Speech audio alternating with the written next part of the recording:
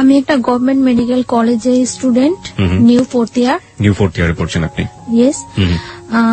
আমার বাবা বিজনেস করে, আর আমরা দুই বোন। আপনি কি বড় না ছোট? আমি ছোট। আপনি ছোট, আপনার আরেকটি বড় বোন রয়েছে। উনি কি ম্যারিড না আনম্যারিড? ম্যারিড। ওকে, আপনাদের বাড়ি কোথায়? বরিশাল। ওকে, বরিশাল আসলে খুবই সুন্দর একটা শহর। বরিশালের বন্ধু যারা শুনছেন তাদেরকে বলি, বরিশাল আসলে খুবই সাজানো গোছানো, খুব সুন্দর একটা শহর। ওখানে শহরের মাঝখানে একটা পুকুর আছে, পুকুরটার নামটা কি মনে আছে? বিবির পুকুর বলে। বিবির পুকুর বলে। তো চলুন আপনার গল্পটা শুরু করি। ছায়া, কোথা থেকে শুরু করবেন? ছোট থেকে শুরু করি। জি প্লিজ। আপনি একটু জোরে বলবেন। হ্যাঁ, আপনার কথা শুনে মনে হচ্ছে যে আপনাকে আমরা স্টুডিওতে নিয়ে এসেছি, কোনো কিছু খাবার টাবার কিছু দেয়নি, একদম দুর্বল। হ্যাঁ, একটু জোরে বলতে হবে প্লিজ। ওকে, চলুন শুরু করা যাক। আমার ছোটবেলাটা বিশেষ করে শহরেই বেশি কেটেছে। আমি স্টুডেন্ট হিসেবে মোটামুটি ভালোই ছিলাম, তার জন্য আমাকে শহরে পড়াশোনা করানোর জন্য শহরে রাখা হয়েছে। আমি মতিঝিল আইডিয়ালি স্টুডেন্ট ছিলাম। তো ওইখানে পড়াশোনা করতাম। ক্লাস 6 পর্যন্ত ওইখানে পড়ার পর আমি অসুস্থ হয়ে যাই। এবার অসুস্থ হয়ে যাওয়ার পরে আমি আমার গ্রামে শিফট হওয়ার পরে আমি আমাদের ওইখানে গভর্নমেন্ট গার্লসে ভর্তি হই। ওইখানে আমার পড়াশোনা হয়। আমি ক্লাস 5-এ বৃত্তি পেয়েছিলাম, ক্লাস 8-এও বৃত্তি পেয়েছিলাম, এবং ক্লাস 9-এ সায়েন্স থেকে পড়াশোনা। ওকে, এসএসসি আপনি সায়েন্স ব্যাকগ্রাউন্ড ছিল? Background science, SSC, higher math সহ। বাহ বাহ বাহ।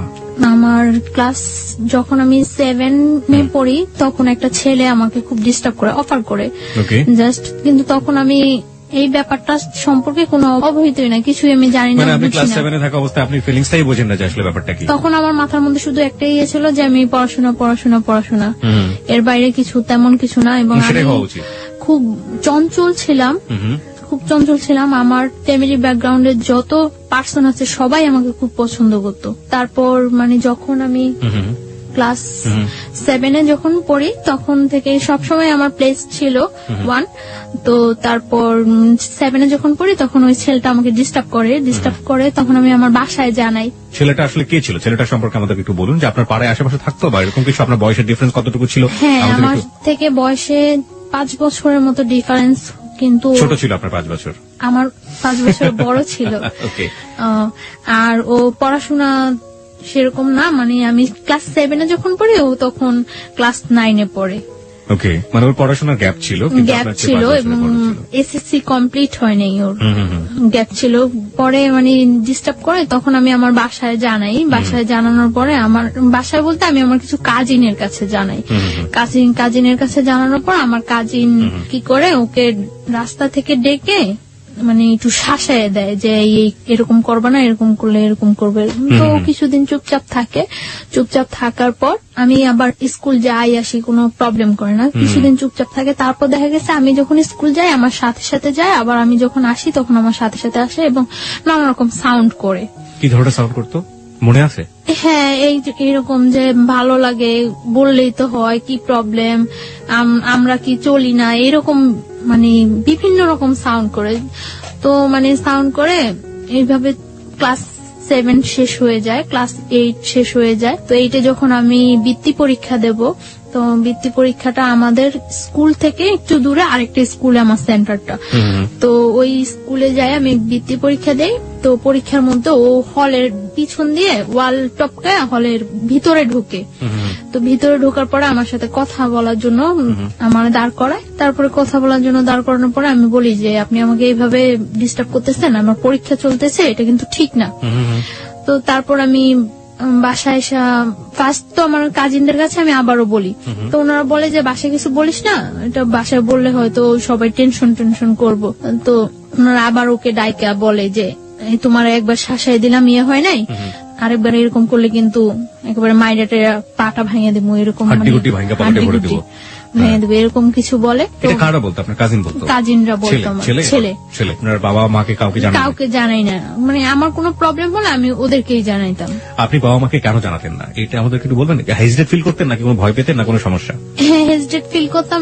দ্বিতীয়ত আমার আব্বু খুব একটু সেনসিটিভ টাইপের লোক, মানে কোনো ভেজাল বা আমাদের ওখানে যে আমার আব্বুকে পছন্দ করে না এরকম কেউ নাই। তো তার জন্য আমি আমার আব্বুকে কিছু বলতে পারতাম না, আমার আব্বুকে আমি অনেক ভয়ও পাইতাম, কিছু বলতাম না। মানে আপনি আপনার আব্বুকে অনেক ভয় পেতেন। আর আপনার মা? আমার মাকেও আমি কিছু বলিনি, কারণ আমি যে কোনো প্রবলেম করলে ওদেরকে বললে এটা সলভ হয়ে যায়। এখানে আমি একটু নোট করতে চাই সবাইকে, দেখবেন যে এই বয়সে, বিশেষ করে ও কিশোরী বয়স, ক্লাস 7 এর কথা বলছে, এই সময়টায় বাবা কিংবা মা তার সন্তানের সবচেয়ে ভালো বন্ধু হওয়া প্রয়োজন। দেখুন, ওর জীবনে কিন্তু অনেক বড় একটা ঘটনা ঘটে যাচ্ছে এবং সেটা ও তার কাজিনদেরকে বলছে। সমস্যা কিন্তু জট পাকাচ্ছে, যেটা যদি বাবা মাকে বলতো তাহলে হয়তো সমস্যাটা অন্যভাবে হলেও সেটা সমাধান হতে পারত, কিন্তু সে তার বাবা মাকে বলেনি, কারণ তার বাবা এবং তার মা তার ক্ষেত্রে খুব বেশি ফ্রেন্ডলি না। খুব বেশি ফ্রেন্ডলি না হলে এই ঘটনাগুলো বা এই গল্পগুলো আসলে বলা যায় না। যাই হোক, তারপরে কি হলো? তারপর মানে ও চুপচাপ থাকে, অনেকদিন চুপচাপ থাকে। আমি ক্লাস 8 শেষ করি, 9 শুরু হয়, আমার 9ও প্রায় অর্ধেকটা শেষ হয়ে যায়। তারপর আমার কিছু মানে নিউ ফ্রেন্ড হয়, কিছু আগের ফ্রেন্ডরা আমার থেকে আগের ফ্রেন্ডরা দূরে সরে যায়, আবার কিছু নিউ ফ্রেন্ড হয় আমার। তো নিউ ফ্রেন্ডদের সাথে আমি খুব খুব চঞ্চল থাকি, খুব এনজয় করি, কিন্তু আমার পড়াশোনাটা খুব সিরিয়াসলি খুব ভালোভাবে চলছে আমার পড়াশোনাটা। তারপর যখন 10-এ আমি পড়ি, তখন মানে আমার টেস্ট পরীক্ষার কিছুদিন আগে মানে ছেলেটা খুব বেশি ডিস্টার্ব করা শুরু করে, খুব বেশি ডিস্টার্ব করে মানে রাস্তায় দাঁড়া করায়, মানে চিঠি দেওয়ার চেষ্টা করে, এরকম ফোন করার চেষ্টা করে আমাদের বাসায়, ভাইয়া অনেক সাইন সিম্পটম ইয়ে করে, যেটা আমি বুঝি যেটা ও করছে। তো আমার কাছে জিনিসগুলো খুব খারাপ লাগে।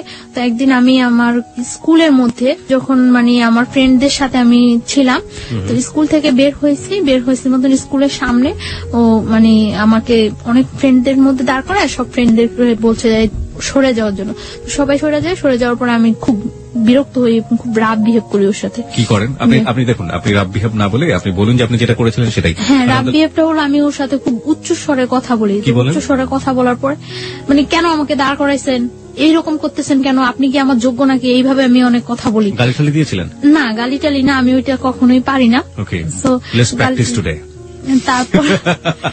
তারপর মানে আমি একটু মজা করছিলাম। আমি একটু জানি যে ওই ছেলেটা তখন আপনার সাথে কি করলো, আপনি যখন রাগারাগি করছিলেন? ওকে চুপ করে বসেছিল? না, চুপ করে নাই, ও মানে দাঁড়ায়া অনেক চোখগুলা অনেক লাল লাল লাল থাকতো, ওর চোখ টোক বড় করে অনেক ইয়ে হয়েছে। তো আমি এক পর্যায়ে আমি ছেলেটাকে একটা চড় মারি।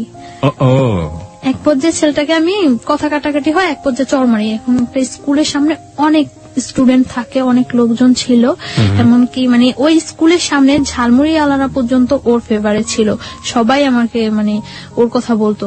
তো চরমারি এটা ওর খুব গায়ে লাগে। গায়ে লাগার পরে কিছুদিন পর ও আমার একদিন স্কুলের মধ্যে যায়। আপনার স্কুলের মধ্যে যখন যাচ্ছে সেই ঘটনাটা আমি আসবো, তবে তার আগে আমাকে বলেন তো, এই ঝালমুড়িওয়ালাও তার ফেভারিট ছিল, মানে সবাই ফেভারিট ছিল, মানে ব্যাপারটা ঠিক বুঝতে। ও কি একই স্কুলে পড়তো আপনার? না, আমি গার্লসে পড়তাম। আচ্ছা, ও বয়েজে পড়তো। আমি যখন ক্লাস 10-এ পড়ি তখনও ও এসএসসি কমপ্লিট করতে পারে নাই। না, আমি জানতে চাচ্ছি যে ফেভারিট ছিল মানেটা কি? ও কি খুব পপুলার ছিল ওই মুহূর্তে ক্যাম্পাসে বা ওরকম কিছু? না, পপুলার ছিল না, ও ওইখানে খুব যাতায়াত করতো, ও দেখতে সুন্দর ছিল, মানে যে কোনো কারোর সাথে কথা বললে তাকে খুব ইজি ম্যানেজ করতে পারে। তার জন্য ঠিক আছে। তারপরে কি হলো? তারপরে আপনার চর মারার পরে আপনি বলছিলেন যে চর মারার পরে কিছুদিন যায়, মনে হয় 4-5 দিন যায়। 4-5 দিন গ্যাপের পরে ও একদিন আমার স্কুলে যায়। তো আমি কলের কাছে ছিলাম, কলের কাছ থেকে আমি ঘুরে আসতে নেওয়ার পরে আমি হঠাৎ ওকে দেখে আমি মানে যেই পথে আসতেছিলাম ওটা ব্যাক করে অন্য পথে আসতে নেই। তো আমার তখন একটু ভয় কাজ করে, মানে আমি দেখতেছি যে ও কয়েকটা ছেলে নিয়ে ঢুকছে, তো ভয় কাজ করে। তারপর আমি ওই ঘুরে আসতে নিলে ও মানে দৌড়ে ঘুরে এসে আমার সামনে দাঁড়ায় আমার হাতে ধরে টান দেওয়ার পর আমি মানে ওইখানে আমি হাত ছাড়েন বলে উঠি। তারপর কিছু মেয়েরা থাকে পিছনে, তারা ওইখানে আসার পর মানে ও আমাকে বলতেছে যে তুমি আমার ওই দিন যে অপমানটা করছো কাজটা ঠিক করো নাই, আমি তোমার একদিন হইলেও আমার বাসায় নিয়ে ছাড়বো, একদিন হইলেও আমার ঘরে ভাত রান্না করার মতো তোমাকে দেয়। তো আমি বলছি আচ্ছা ঠিক আছে, পারলে কইরেন। এরকম কথা বলার পরে প্রেক্ষিতে মানে ও তখন চলে আসার পরে অনেক দিন যাবত গ্যাপ থাকে। আমার এসএসসি কমপ্লিট হয়ে যায়, ওকে আমি দেখি না। এসএসসি কমপ্লিট হয়ে যায়, আমি তো মনে করছি ও মনে হয় চলে গেছে, কোথাও ইয়ে হয়ে গেছে। এসএসসি কমপ্লিট হয়ে যায়, আমি ঢাকা আসি। আমি আগে আমাদের ওইখানে কলেজেই ভর্তি হই আর পরে ঢাকা আসি। তখন ওই ইয়ারের সিস্টেম ছিল মানে পয়েন্টেই ভর্তি করানোর জন্য ওই ইয়ার সিস্টেম হয়। তো আমি হোলি ক্রসে ভর্তি হই, ফার্মগেট হোলি ক্রসে ভর্তি হই। ভর্তি হওয়ার পর আমি এখানে একেবারে শিফট হয়ে যাই ফার্মগেট হোস্টেলে। এখানে পড়াশোনা করে মাঝে মাঝে বাড়ি যাওয়া হয়, ঈদে বাড়ি যাওয়া হয়। এমনিতে ততটা বাড়ি যাওয়া হয় না, খুব থাকে আমার উপরে, খুব প্রেশার থাকে পড়াশোনার উপর যে আমার রেজাল্ট ভালো করতেই হবে। তো আমার চলছে, ভালোই পড়াশোনা চলছে। ইন্টার পরীক্ষা দেওয়ার পরে বাড়ি যাই, অনেক দিন থাকি বাড়িতে। ওকে। যতদিন পর্যন্ত রেজাল্ট না হয় বাড়িতে থাকি। রেজাল্ট হওয়ার কিছুদিন আগে আমি ঢাকা আসি মেডিকেলের জন্য কোচিনে এডমিট হই। তো এখানে কোচিং টুচিং করার পরে মেডিকেল আমি এডমিশন দিই। মেডিকেলে এডমিশন দেওয়ার পরে আমার মেডিকেলে চান্স হয়। চান্স হওয়ার পরে ওইখানে ভর্তি টর্তি হওয়ার কিছুদিন পরে ক্যাম্পাস বন্ধ হওয়ার পরে আমি বাড়ি যাই। ফার্স্টলি বাড়ি যাওয়ার পরে আমি আমার ওই ফ্রেন্ডদের সাথে এমনি কন্ট্রাক্ট হয়। এর মধ্যে একটা ফ্রেন্ড ঢাকায় এডমিট হয়েছে ইডেন কলেজে, তো ওর সাথে ভালো কন্ট্রাক্ট থাকে। তো বাড়ি যাওয়ার পরে সবার সাথে কন্ট্রাক্ট হয়। কন্ট্রাক্ট হওয়ার পর আমরা ঠিক করি যে একদিন টিচারের সাথে দেখা করবো। আমরা বাড়িতে যে হায়ার ম্যাথ যে টিচারের কাছে করতাম ওই টিচারের কাছে দেখা করবো। ওই টিচার হলো বরিশাল মদনমোহন কলেজের টিচার। মদনমোহন কলেজের টিচারের সাথে দেখা করব। তো ওই টিচারের কাছে দেখা করার জন্য আমরা যাই, সকালবেলা যাই। আমি ওই দিন আমি চলে আসবো ঢাকা, তার জন্য আমি সকালবেলায় যাই যে আমার বিকালে ঢাকা চলে আসতে হবে। বরিশাল থেকে আসার ওয়েটা বিকালে। তো আমি সকালবেলা যাই, যাওয়ার পরে মানে অনেকক্ষণ হয়ে যায়, আমার ফ্রেন্ডেরা কেউ আসে না। তারপর আমি ফোন করি সবাই, কি ব্যাপার তোমরা আসো না কেন? বলতেছে আমাদের তো আজকে পিকনিক, তো একটা কাজ করি আমরা সবাই রেডি হয়ে আসি দেখা টাকা করে চলে যাব। তো আমি বলতেছি আচ্ছা ঠিক আছে আসো, আমি কিছুক্ষণ ওয়েট করি। তারপর আসছে ওরা, আসার পরে ওরা বলতেছে আমাদের সাথে চল। আমি বলতেছি না আমার তো আজকেই ঢাকা যেতে হবে, আর তাছাড়া আমি বাসায় বইলে আসিনি, আমার আম্মু অনেক রাগ করবো, সবাই অনেক রাগ করবো, আমি বইলে আসিনি, এটা কিছুতেই সম্ভব না যাওয়া। পরে বলতেছে আচ্ছা আমরা তো তোর বাসার সামনে দিয়ে যাব, তুই আমাদের সাথে চল, তোকে শিফট করে দিয়ে চলে যাবো আমরা। তো আমি আচ্ছা ওকে ঠিক আছে। তো আমি একটা মাইক্রো, ওরা এই মাইক্রোটাতে করে আসছিল, আমি ওই মাইক্রোতে ওরা উঠে আমি পথ থেকে নেমে যাবো, তো আমি লাস্টে উঠি। ওঠার পরে আমি যখন মানে উঠে আমি নক করি, পরে ঘোরার পরে আমার আর কিছু মনে নেই। আচ্ছা আচ্ছা, এখানে যে কি হয়েছিল আমি কিছুই বলতে পারবো না, জাস্ট আমি একটা স্মাইলের মতো ফিল করছি। তারপর আমি আর কিছু মনে নেই, আমার সেন্স ছিল না। আমার যখন সেন্স আসে তখন সন্ধ্যার দিকে আমি ফিল করতেছি যে তখন সন্ধ্যা জাস্ট আজান হচ্ছে এরকম সময়, এবং তখন আমি দেখতেছি যে আমি মাওয়া ঘাট ওভার করেছি, just Postogola bridge, Dhaka Postogola bridge. কিন্তু আমি তখন মুখে কিছু বলতে পারছি না এবং কোনো কিছু, আমি জাস্ট একবার কি দুইবার চোখ খুলে আবার চোখ অফ হয়ে গেছে।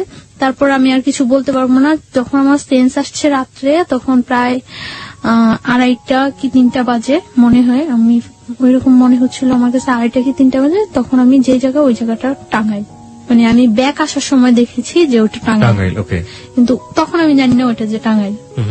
আমি একটা বাসায় আছি, ওই বাসায় অনেক লোকজন আছে, এবং আমি এর মধ্যে যখন আমি মাওয়াতে পোস্তকলা ব্রিজ, মাওয়া ঘাট যখন শেষ হলো, পোস্তকলা ব্রিজে যখন আমি চোখ খুললাম, তখন আমি দেখছি যে আমার পাশে ওই ছেলেটা বসা, সামনে আরেকটা ছেলে বসা, মাইক্রোতে 2টা ছেলে, আর আমি সামনে যে ছেলেটা বসা, ওই ছেলেটাকে আমি কখনোই দেখি নাই, আর আমার সাথে পরিচিত না ছেলেটা। আপনি কি মাইক্রোতে তখন?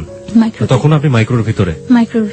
তখন আমি এর মধ্যে যে 2বার চোখ খুললাম, তখন আমি দেখতে পেয়েছি যে আমার সামনে ছেলেটা ড্রাইভারের পাশে বসা, যাকে আমি কখনোই দেখিনি এর আগে, আর আমার পাশে ওই ছেলেটা।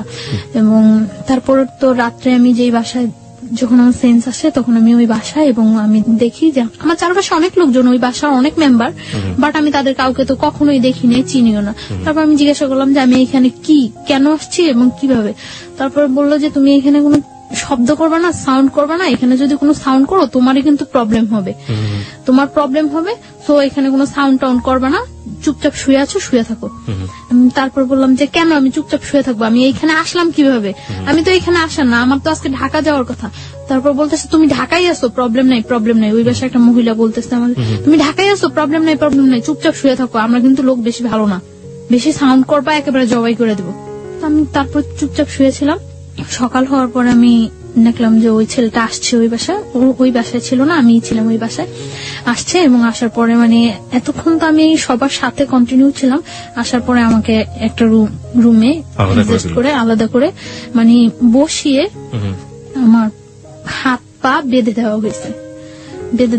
বেঁধে তারপরে ও বলতেছে এবার বুঝছো আমার সাথে খারাপ ব্যবহার করার কি ফল, আমি তো তোমার আগেই বলছিলাম যে আমার সাথে রাফ বিহেভ করে কিছু করতে পারবো না, আমার সাথে খারাপ ব্যবহার করার ফল বুঝছো। আমি বলছি যে আপনি কেন নিয়ে আসছেন আমাকে এখানে।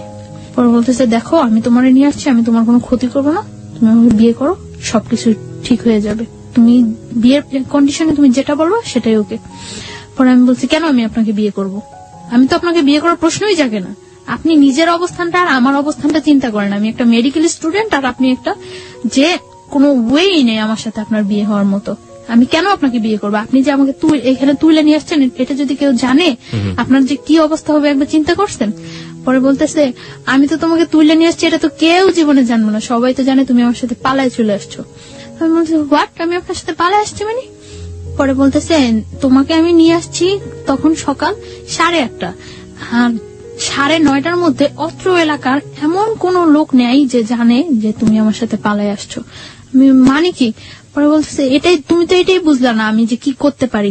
তোমাকে আমি নিয়ে আসার পরে আমার বন্ধু বান্ধব হইতে সবাই এলাকায় পাবলিশ করে দিছে যে তুমি আমার সাথে পালায় আসছো, আর তোমার সাথে যে আমার আগে থেকে একটা ইয়ে হইতেছিল এটা তো সবাই জানে।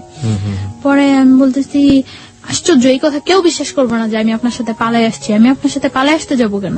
পরে বলতেছে কেউ বিশ্বাস করবে না, কিন্তু করানো হয়েছে, সবাই এখন জানে যে তুমি আমার সাথে পালায় আসছো, বিশ্বাস করো না। তারপর ও কয়েকটা নাম্বারে ফোন দিল, ফোন দিয়ে সবাই একই কথা বলতেছে, মানে ওর পরিচয়টা ও না দিয়ে জিজ্ঞাসা করতেছে যে ওই মেয়েটার সম্পর্কে কথাটা শুনলাম, ওই মেয়েটা নাকি পালাই গেছে, এরকম এরকম সবাই একই কথা বলতেছে। হ্যাঁ মেয়েটা পালাই গেছে, কত খারাপ মেয়ে, বাবা কত কষ্ট করে পড়াশোনা করেছে, খুব বিশ্রী কমান্ড করতেছে সবাই আমার সম্পর্কে। আমি কান্না শুরু করে দিচ্ছি। পরে বলতেছে কান্না করে কোনো লাভ নেই, যা হওয়ার হয়ে গেছে, তুমি ফাইনে নাও, বিয়ে করো। আমি জীবনেও না। তারপর ও চলে গেছে। চলে যাওয়ার পরে দুপুরে আমাকে খাইতে দিচ্ছে, এই পর্যন্ত আমাকে কোনো কিছু খাইতে দেয়নি, দুপুরে আমাকে ওই বাসায় খাইতে দিছে শুটকি, বেগুন, ভাত খাইতে দিছে, যা আমি কখনোই খাইনি এর আগে। খাইতে দেওয়ার পর আমি খাই নাই। না খাওয়ার পরে ও এসে আমার বলতেছে সোজাসুজি খাও, না হলে কিন্তু মারবো। আমি বলছি আপনি আমাকে মারবেন কেন? আপনি মারার কি আমাকে? আমার বাবা মা পর্যন্ত কখনো টাচ করে নেয় আর আপনি মারবেন? পরে বলতেছে আমি মারার কে, তুমি দেখবা। পরে বলছে খাও। পরে আমি বলছি না আমি খাবো না, আমি এই খাবার খাবো না। পরে বলছি কি খাইবা? আমি বলছি আমি কিচ্ছু খাবো না, আমার বাড়িতে নিয়ে আসেন, আমার বাড়িতে দিয়ে আসেন। আপনারা আমার বাড়িতে না দিয়ে আসেন, আমার বাড়ির কারোর সাথে কন্ট্যাক্ট করতে দেন, সে এসে আমার বাড়ি থেকে লোকজন এসে আমাকে নিয়ে যাবে। ইম্পসিবল, তুমি তো তোমার বাড়ি থেকে আর কখন জীবনেও কন্ট্যাক্ট করতে পারবে না, তুমি আর জীবনেও তোমার বাড়ির কারোর কাছে যাইতেও পারবো না, কন্ট্যাক্ট করতে পারবে না। তারপর চলে গেছে। তো আমি আর কি বলবো, চুপচাপ ছিলাম, আমি খাইনি। তারপর রাত্রে আবার আসছে, রাত্রে এসে বলছে তুমি চিন্তা করছো, ডিসিশন নিছো, কি করবা? আমি বলছি ডিসিশন নেওয়ার কিছু নেই, আমার পক্ষে আপনাকে বিয়ে করা সম্ভব না। আর আগে তো যা ছিল এখন তো আরো আগে সম্ভব না। আপনি কত বড় একটা অপরাধ করছেন, আপনি আমার তুলে নিয়ে আসছেন না জানেন, তারপর আনছেন টানছেন সবার কাছে আবার এটা প্রকাশ করে দিচ্ছেন আমি আপনার সাথে পালাই আসছি। কত খারাপ কাজ করছেন, ইম্পসিবল, আমি আপনাকে কখনোই বিয়ে করবো না। পরে বলতেছে তুমি বিয়ে করবা, পরে তুমি আমার সাথে সংসারও করবা, আমার কাছেই থাকবা তুমি। বলছে না আমি কখনো এই কাজ করবো না, আমি আপনার বিয়ে করবো না, আপনি যদি আমার মায়েরাও ফেলান তারপর আমি আপনাকে বিয়ে করবো না। তারপর বললো মায়েরা ফেললো বিয়ে করবো না? না, আমি বলছি না করবো না। তারপর বলতেছে যে খাও, এখন ডিম ভাজি আর ভাত নিয়ে আসছে খাওয়ার জন্য। যে জায়গায় নিয়ে গেছে ওই ফ্যামিলিটা তো এস্টাবলিশড ফ্যামিলি না, কিন্তু মানে লোকগুলা খুব ভালো না, এটা আমার কাছে আমি ফিল করতে পারছি যে লোকগুলো খুব ভালো না। তারপর বলছে খাইবা না? পরে আমি বলছি না খাবো না। তারপরে তখন আমার অনেক মানে চুল ছিল, বড় চুল ছিল, আমি তখন বোরকা পরি না, চুল ছিল। তখন বলতেছে যে এখন যদি আমি তোমার চুলগুলি সব কাটে দেই তারপর কি তুমি খাইবা? আমি বলছি আপনি আমার চুল কাটবেন কেন? তোমার চুল কাইটা, তোমার চুল একেবারে মানে চুরি করলে মানুষ যেভাবে চুল কাটে ওইভাবে চুল কাইটা তোমার যদি একেবারে চেহারা নষ্ট করে সব ইয়ে করে যদি তোমার রাস্তায় ছেড়ে দেয় তারপরে কেমন হইব? তার চেয়ে বরং তুমি স্বাভাবিক আমাকে বিয়ে করো, বিয়ে করার পরে তুমি যদি পড়াশোনা করতে চাও, সব যা করতে চাও সবকিছু ঠিক আছে, আমি তোমার পড়াশোনা করো। না আমি আপনাকে বিয়ে করবো না। পরে এভাবে আরো 2-3 দিন চলে গেল। হ্যাঁ না খাওয়া, আমি খুব উইক হয়ে যাচ্ছি, না খাওয়া 2-3 দিন চলে গেছে। 2-3 দিন চলে যাওয়ার পরে টর্চার করা শুরু করলো। টর্চার বলতে কি এমনিতে কোনো টর্চার না, জাস্ট চড় মারতো। আর আমার মানে পা বাঁধা এইভাবে বাইধে রাখছিল, তো পায়ের নখের মধ্যে পাড়া দিয়ে দাঁড়ায় থাকতো, যেটা খুব পেন ফিল হতো, কারণ নখ তো খুব সেন্সিটিভ জায়গা, ওইখানে পাড়া দিলে খুব পেন ফিল হতো। তখন আমি মানে চিল্লাইতে চাইলে মুখ বন্ধ করে ধরে রাখতো। তো এইভাবে প্রায় 7-8 দিন চলে গেছে। 9 দিনের দিন আমি মনে করছি, নিজে করতেছি যে এখান থেকে আমার, যেহেতু আমার ফ্যামিলি কেউ জানেই না আমি কোথায় আছি, আর এখান থেকে আমার খুঁজে বাই করা সম্ভব না যে আমি এইখানে আছি, যে খুঁজবো তারা খুঁজে যে বাই করবো, তারা কি আমার আদৌ খুঁজতেছে না এইটাই মনে করতেছে যে আসলে আমি পলাই গেছি, সেটাও তো আমি জানি না যে আমি কিভাবে শিওর হম যে হ্যাঁ আমার তারা খুঁজতেছে, তারা আমার খুঁজে নিবো, এই আশায় যে আমি বসে থাকবো, কিভাবে আমি শিওর হবো। তারপর আমি ইয়ে করলাম যে না, আমি ওর ওয়েতে রাজি হয়ে যাই, তবে কিছু কন্ডিশন দিয়ে। তারপর আসে রাত্রে আসার পর ওই বাসায় থাকে না, ওই বাসায় শুধু আমি থাকি, ওই বাসায় থাকে না, একটা ঘরের মধ্যে আমাকে আটকে রাখছিল। ঘরটা হলো অর্ধেক টিন অর্ধেক মাটি, এরকম ঘর। তো আমি তারপর আসার পরে আমি বলছি আচ্ছা ঠিক আছে, আমি আপনার বিয়ে করতে রাজি, তবে সত্য আছে। কি সত্য?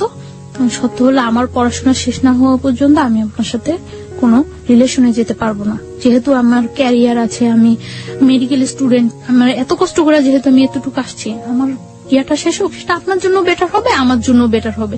যেহেতু আপনিও ততটা এস্টাবলিশড না, তখনও একটা চাকরি করতো নাকি, ওই যে অনেকদিন আগে চলে আসছে দেশ থেকে, আসে ঢাকা একটা চাকরি করতো। তো বললো যে এটা কি, এই কথা কি থাকবো? আমি বলতেছি হ্যাঁ এই কথা থাকবো, আমি পড়াশোনা করা পর্যন্ত আমাকে আপনি কোনো ডিস্টার্ব করবেন না, আমি তো বিয়ে তো করছি না। আর তারপরে বলতেছে ওকে। আপনি আসলে ডিস্টার্ব না করা বা রিলেশন বলতে আসলে কি বোঝালেন? যে ফিজিক্যাল রিলেশনের কথা, ফিজিক্যাল বা মেন্টালি বা ওর পরিবারে নিয়ে যাওয়া, মানে সবকিছু থেকে যাতে অ্যাভয়েড করতে পারি সবকিছু। আমি ওকে বললাম যে দেখেন, আপনি তো খুব ভালো করে জানেন যে আমি মেডিকেলে পড়াশোনা করি, আমার রেজাল্ট কি বা আমার ক্যারিয়ারটা কেমন হতে পারে, আর আমার ক্যারিয়ার, আমি যদি আপনাকে বিয়ে করি তাহলে তো আপনার ক্যারিয়ার আমার ক্যারিয়ারের সাথে আপনিও তো জড়িয়ে গেছেন, তাহলে আমার একটা ভালো ক্যারিয়ার হলে সেটা আপনার জন্য ভালো হবে। তো আপনি আমাকে কয়েকটা বছর সময় দেন, আমার ইয়েটা শেষ হোক, পড়াশোনাটা শেষ হোক, তারপরে আমি আপনার সব ওয়ে মানিয়ে নেব। সেই পর্যন্ত আপনি আমাকে কোন রকম জোড়াজুড়ি বা কোন রকম ইয়ে করতে পারবেন না। পরে বলতেছে আচ্ছা ঠিক আছে। তারপর মানে ওই দিন রাত্রে চলে যায়, সকালে ও একজন লোক নিয়ে আসে। লোকটাকে, এটা কি কাজী না উকিল না কি আমি কিছুই জানি না, একটা লোক নিয়ে আসে, স্টাম্প নিয়ে আসে। স্টাম্পের মধ্যে ওই লোকটা আমার একটা ছবি তোলে আর ওর একটা ছবি তোলে, দুইটা ছবি পাশাপাশি রেখে পিন আপ করে দেয়। পিন আপ করে ওই লোকটা স্টাম্পে যে কি লেখে সেটাও আমি জানি না, জাস্ট স্টাম্পের মধ্যে আমি সই করে দেই।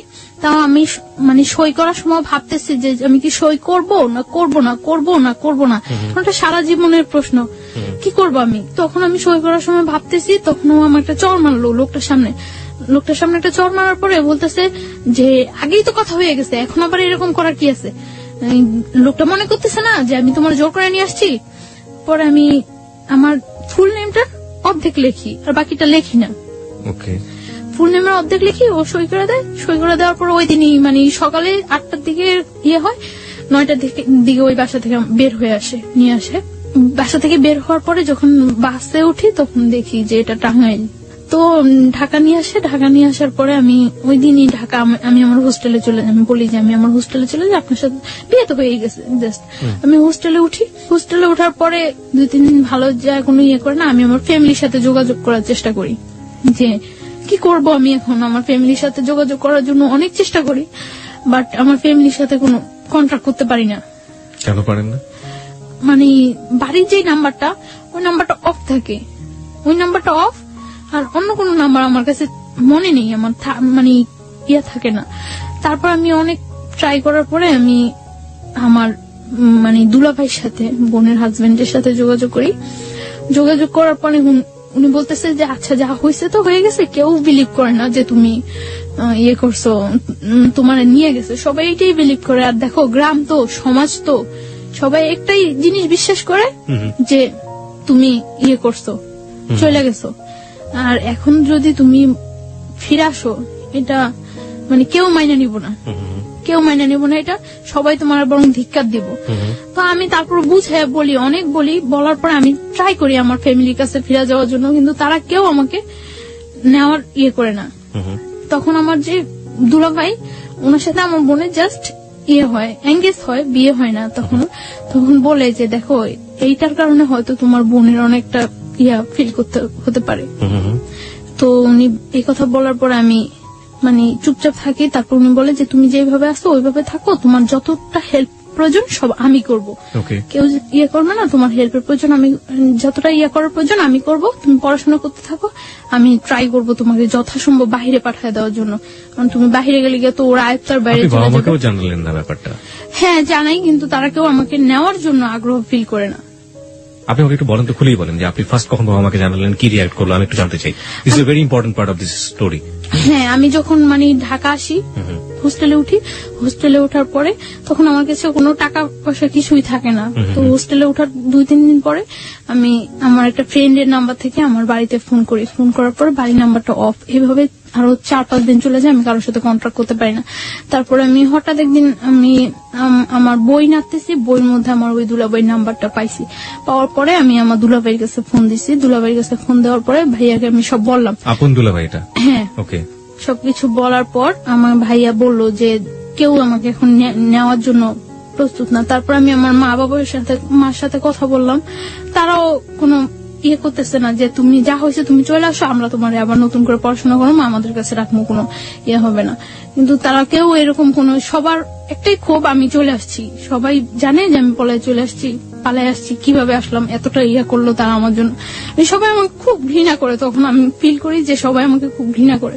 তখন আমার মধ্যেও রাগ হয় যে আমি এতটা তাদেরকে সাপোর্ট দিছি, তারা যেইভাবে চাইছে আমি ঠিক ওইভাবে পড়াশোনা করছি, ওইভাবে ইয়ে হয়েছি। এই মানুষগুলো আমাকে এতটা ভালোবাসতো, আর সামান্য কয়টা দিনের ব্যাপারে এই মানুষগুলো আমার এতটা অবিশ্বাস করে। আমার মধ্যেও খুব রাগ হয় তখন যে আমি বারবার ফোন করতেছি, বারবার চেষ্টা করতেছি তাদের কাছে যাওয়ার জন্য, কিন্তু কেউ রেসপন্স করতেছে না। একটা লোক বলতেছে না যে আচ্ছা তুমি আসো, বা আমরা আসতেছি তোমার নিয়ে যাব, বা তুমি আমাদের কাছেই থাকবা, আগের মতো যা হয়েছে সব ভুলে যাও। কেউ আমাকে এই সাপোর্টটা দেয় না। সবাই বলে যে এই কাজটা তুমি কিভাবে করলা, এই কাজটা তুমি কিভাবে করলা। কেউ আমার কথা বিশ্বাসই করে না যে আমি এই কাজটা করি নাই। প্রত্যেকটা মানুষ আমাকে ধিক্কার দেয়, প্রত্যেকটা মানুষ, যে মানুষগুলো আমাকে এত ভালোবাসতো ওই মানুষগুলো প্রত্যেকটা মানুষ ধিক্কার দেয়। তারপর আমি ইয়ে করি যে যা হয়েছে, তারা যখন আমার চাই না, আমি আমার নিজের পায়ে যেইভাবেই হোক দাঁড়াইতে হইবই, আমি যেইভাবেই হোক আমার পড়াশোনাটা চালিয়ে যেতে হবে। এর জন্য যদি আমার ওই ছেলে সাহায্য নিতে হয় আমি তাও নিব। তারপর আমার ভাইয়া বলে যে তোমাকে যতটুকু সাপোর্ট করে আমি করবো, তবে আমি এটা করতে পারবো না যে তোমার আমি নিয়ে আসবো, এটা আমি পারবো না। তোমাকে আমি সাপোর্ট করবো, তুমি পড়াশোনা করতে থাকো, আমি ট্রাই করতে থাকি তোমাকে যেভাবে হোক বাইরে পাঠিয়ে দেওয়ার জন্য। বাইরে পাঠাইলে তোমার ক্যারিয়ারটাও ঠিক হয়ে যাবে, তুমি কয়েক বছর বাইরে, 4-5 বছর বাইরে থেকে আসলে সবকিছু দেখবে ঠিক হয়ে যাবো। তারপর আমি ভাইয়ার কথা মতো ইয়ে করতে থাকি। তো এটা যেভাবে হোক জানতে পারে যে আমি আমার ফ্যামিলিতে কন্ট্রাক্ট করছি, জানতে পারে। জানার পরে ও হোস্টেলে এখানে নানা রকম প্রবলেম করা শুরু করে। তো হোস্টেলে এখানে নানা রকম প্রবলেম করার পরে হোস্টেল থেকে আমাকে বলে দেয় যে দেখো তুমি ছাড়াও এখানে আরো অনেক মেয়েরা থাকে, সো এরকম প্রবলেম করলে তো সমস্যা, কি হয়েছে ব্যাপারটা বলো। তো আমি তাদেরকে কিছু বলতে পারি না, কারণ এই ব্যাপারটা কি বলার মতো কোনো ওয়ে আছে যে আমি তাদেরকে বলবো। তারপর আমি ইয়ে করি যে আমি ওরা বলি যে কি চান আপনি, যে এইভাবে ডিস্টার্ব করতেছেন, আমি হোস্টেলে প্রবলেম হচ্ছে, আমার পড়াশোনার প্রবলেম হচ্ছে, কি চান। তো ও বলতেছে যে দেখো তুমি আমার বাসায় থাকো, আমার বাসায় থাকতে তো কোনো প্রবলেম নেই, বাসায় থাকো, বাসায় থেকে পড়াশোনা করো, তাহলে আমি তোমার একটা টেক কেয়ারও করতে পারবো। পরে আমি বললাম আচ্ছা ওকে, আমি আপনার বাসায় যাবো। পরে ওর বাসা নিয়ে যায়, ওদের বাসায় ওর মা, ওর বোন, ও থাকে, 3 জন থাকে। ওদের বাসা নিয়ে যায়, ওর বলে যে সবাইরে বলে যে ওর সাথে কখনো কোনো রাত বিয়ে হবে না, কোনো জোর হবে না, ও এখানে থাকবে, পড়াশোনা করবে, ওর মতো থাকবে ও। তো আমি ওই বাসায় থাকি। ওকে আপনাকে পরিচয় করিয়ে দেয় যে ও আমার বউ? হ্যাঁ, ওই ফ্যামিলি সবাই জানে যে ওইভাবে বিয়ে করেছে। কিভাবে বিয়ে করেছে সেটাও কি জানে না, কারণ না জানলে ওর মানে যখন আমরা টাঙ্গাইল ছিলাম তখন ওর বাড়ি থেকে ওকে সাপোর্ট দিছিল এবং টাকা পয়সার ব্যাপারেও হেল্প করছিল। সো না জানলে তো পসিবল না এটা। ও কি এক বাবার একটাই ছেলে ছিল? না। কয় ভাই বোন ছিল ওরা? ওর 2 ভাই 1 বোন। ওই বড় ছিল সবার? হ্যাঁ, ও বড়। ওকে। বাবা কি করতেন ওনার? বিজনেস। ওকে, ঠিক আছে, চলুন। তারপর ওর বাসায় যাওয়ার পর ও ইন্ট্রোডিউস করে দেয় সবার সাথে এবং সব বলে যে যাতে আমার উপর কোনো প্রেশার ক্রিয়েট না করে। তো ওই বাসায় থাকে, আমি পড়াশোনা করতেছি, ভালো ইয়ে করতেছি, কিন্তু আমার মনের মধ্যে সবসময় একটা ভয় কাজ করতো যে ওর বাসায় আছে, ও তো খারাপ, ও খারাপ না হলে এই কাজটা জীবনেও আমার সাথে করতে পারতো না। সো কখন যেন ও কি করে সবসময় আমার মনের মধ্যে একটা ভয় কাজ করতো এবং আমি খুব দিন দিন খুব অসহায়। সবসময় মনে হতো যে দুনিয়াতে আমার কেউ নাই, আমি খুব অসহায়, এরকম ফিল করতাম আমি। কারণ কারোর কাছে আমি না প্রকাশ করতে পারতাম, না কারোর কাছ থেকে কোনো সাহায্য নিতে পারতাম। তো আমার ভাইয়ার কাছে, আমি কলেজে যাই ভাইয়ার কাছে ফোন দিতাম। ফোন দেওয়ার পরে ভাইয়া বলতো যে যেহেতু ও তোমার উপর কোনো প্রেশার করছে না, তুমি থাকো, আমি যতদিন পর্যন্ত তোমার বাহিরেও যাওয়ার ওয়েট না করতে পারতেছি ততদিন পর্যন্ত তুমি থাকতে হইবে এখানে। তো তারপর আমি কলেজে যাই, পড়াশোনা করি, কোনো ইয়ে করি না। তো আমি সকাল 7টার দিকে কলেজে চলে যেতাম। কলেজ শেষ করার পরে আমি আমি একটা স্যারের সাহায্য নিয়ে আমি একটা হসপিটালে কলেজ শেষ করার পরে প্র্যাকটিস করি, ওই স্যারের কাছে হসপিটালে প্র্যাকটিস করি ধানমন্ডিতে। ওকে, ধানমন্ডিতে একটা হসপিটালে প্র্যাকটিস করি। তো তারপরে এই প্র্যাকটিস করে আমি বাসায় ফিরতাম রাত্র 10টা 11টা, যতটা সময় ওদের থেকে বাইরে থাকা যায় বাসায় ফিরতাম। তো যাইও আমি দেখা যেত বাসায় যাইও আমি ঘুমাইতাম না, খুব ভয় থাকতো আমার মনের মধ্যে যে কি হয় একটা সবসময় একটা ভয় কাজ করতো। এবং আমার পড়াশোনা হইতেছে, আমার পরীক্ষা হয়, পরীক্ষার পর আমার রেজাল্ট খারাপ হয়, রেজাল্ট খারাপ হওয়ার পর আমি ফিল করতে পারতেছি যে এই ব্যাপারটা আমার পড়াশোনায় খুব হয়ে যায়। তখন মেডিকেল আপনি কোন ইয়ার স্টুডেন্ট? ফার্স্ট ইয়ার দিচ্ছেন আপনি, মানে ফার্স্ট ইয়ার ফাইনাল দিচ্ছেন? ফার্স্ট ইয়ার ফাইনাল দিচ্ছি। তো তারপর আমি করি যে এইভাবে তো চলতে পারে না, এইভাবে কিভাবে আমার যেভাবেই হোক ওদের সাথে আমার মানায় যাইতেই হইবে, যেভাবেই হোক এইভাবে আমার পড়াশোনার ক্ষতি হইতেছে। তো রেজাল্ট খারাপ হয়, তারপর আমি আবার ভালো করে পড়াশোনা করা শুরু করি। আমি সারাদিন বাইরে থাকলেও সারা রাত জেগে পড়াশোনা করি, তো আমার শরীর খুব হয়ে যেতেছে। ওই ছেলেটা কি করতো এই সময়টাতে আপনার? ও একটা জব করতো। না, আপনার সাথে কি ধরনের আচরণ করতো? না, আমার সাথে ও সবসময় ভালো আচরণ করতো, কিন্তু ও শুধু একটা চাইতো যে আমি ওর কাছ থেকে কোনো হেল্প নিতাম না, টাকা পয়সা কোনো। ও আমার প্রায় সময় এটা জিজ্ঞাসা করতো যে আমি এটা কিভাবে করি, কিন্তু এটা তো আমার ভাই আমার সুন্দরবন কোরিয়ার সার্ভিসে আমার জন্য সবসময় টাকা পাঠিয়ে দিত। আমি বললেই হতো যে ভাই আমার টাকা লাগবে, এটা লাগবে, হ্যাঁ দুলাভাই পাঠিয়ে দিত। তো এর মধ্যে আমি পাসপোর্ট করে সবকিছু আমার জমা দেওয়া হয়ে গেছে। বাইরে আমি অ্যাপ্লাই করছি। কোন দেশে অ্যাপ্লাই করেছিলেন? কানাডাতে চলে যাওয়ার জন্য। কানাডাতে যাওয়ার জন্য স্টুডেন্টের ভিসায় কানাডায় যাওয়ার জন্য করছি, অ্যাপ্লাই করা হয়েছে। তো লাস্ট 2011 লাস্ট ইয়ার লাস্ট দিন 31st নাইট এ পর্যন্ত ভালোই ওই বাসায় থাকতাম।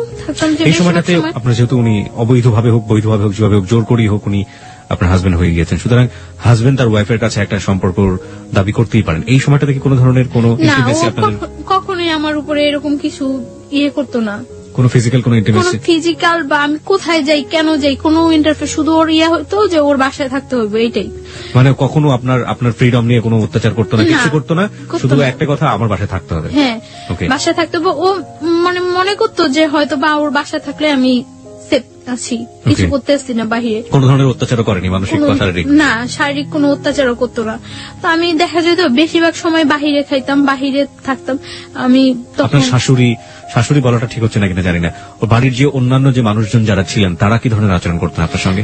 হ্যাঁ, আমার শাশুড়ি মানে ওর মা ফিল করতে পারতো যে আমি ওকে খুব ডিসলাইক করি এবং আমি আজকে হোক কালকে হোক চলে যাবো, এটা উনি ফিল করতে পারতো। উনি সবসময় বলতো যে এই মেয়ের জন্য এত কিছু করতেছোস, এই মেয়ের পড়াশোনা করানোর জন্য এই মেয়ের জন্য এত কিছু করতেছ, মেয়ে থাকবো না। তো সবাই বলতো, মানে উনি আপনার সাথে কোনো খারাপ আচরণ করতো না? আমার সাথে কোনো করতো না, আমার সাথে জাস্ট মানে আমি খুব কথা বলতাম না বাসায়, যে সবসময় আমি চুপচাপ থাকতাম, অফ থাকতাম সবসময়। যতটা টাইম বাসায় থাকতাম বেশিরভাগ টাইমে বই নিয়ে বসে থাকতাম, এইরকম। মানে আমি না পড়লেও দেখাইতাম যে আমি পড়তেছি, যাতে কেউ ডিস্টার্ব না করে, যাতে কেউ কথা বলতে না আসে। তো আমি শুনতাম উনি বলতো যে এই মেয়ে থাকবো না, এই মেয়ে তো চলে যাইবই, এই মেয়ে তো চলে যাইবই, কারণ যে করার মতো সংসার করার মতো ওই মেয়েই ডিফারেন্স, ও চলে যাইবে।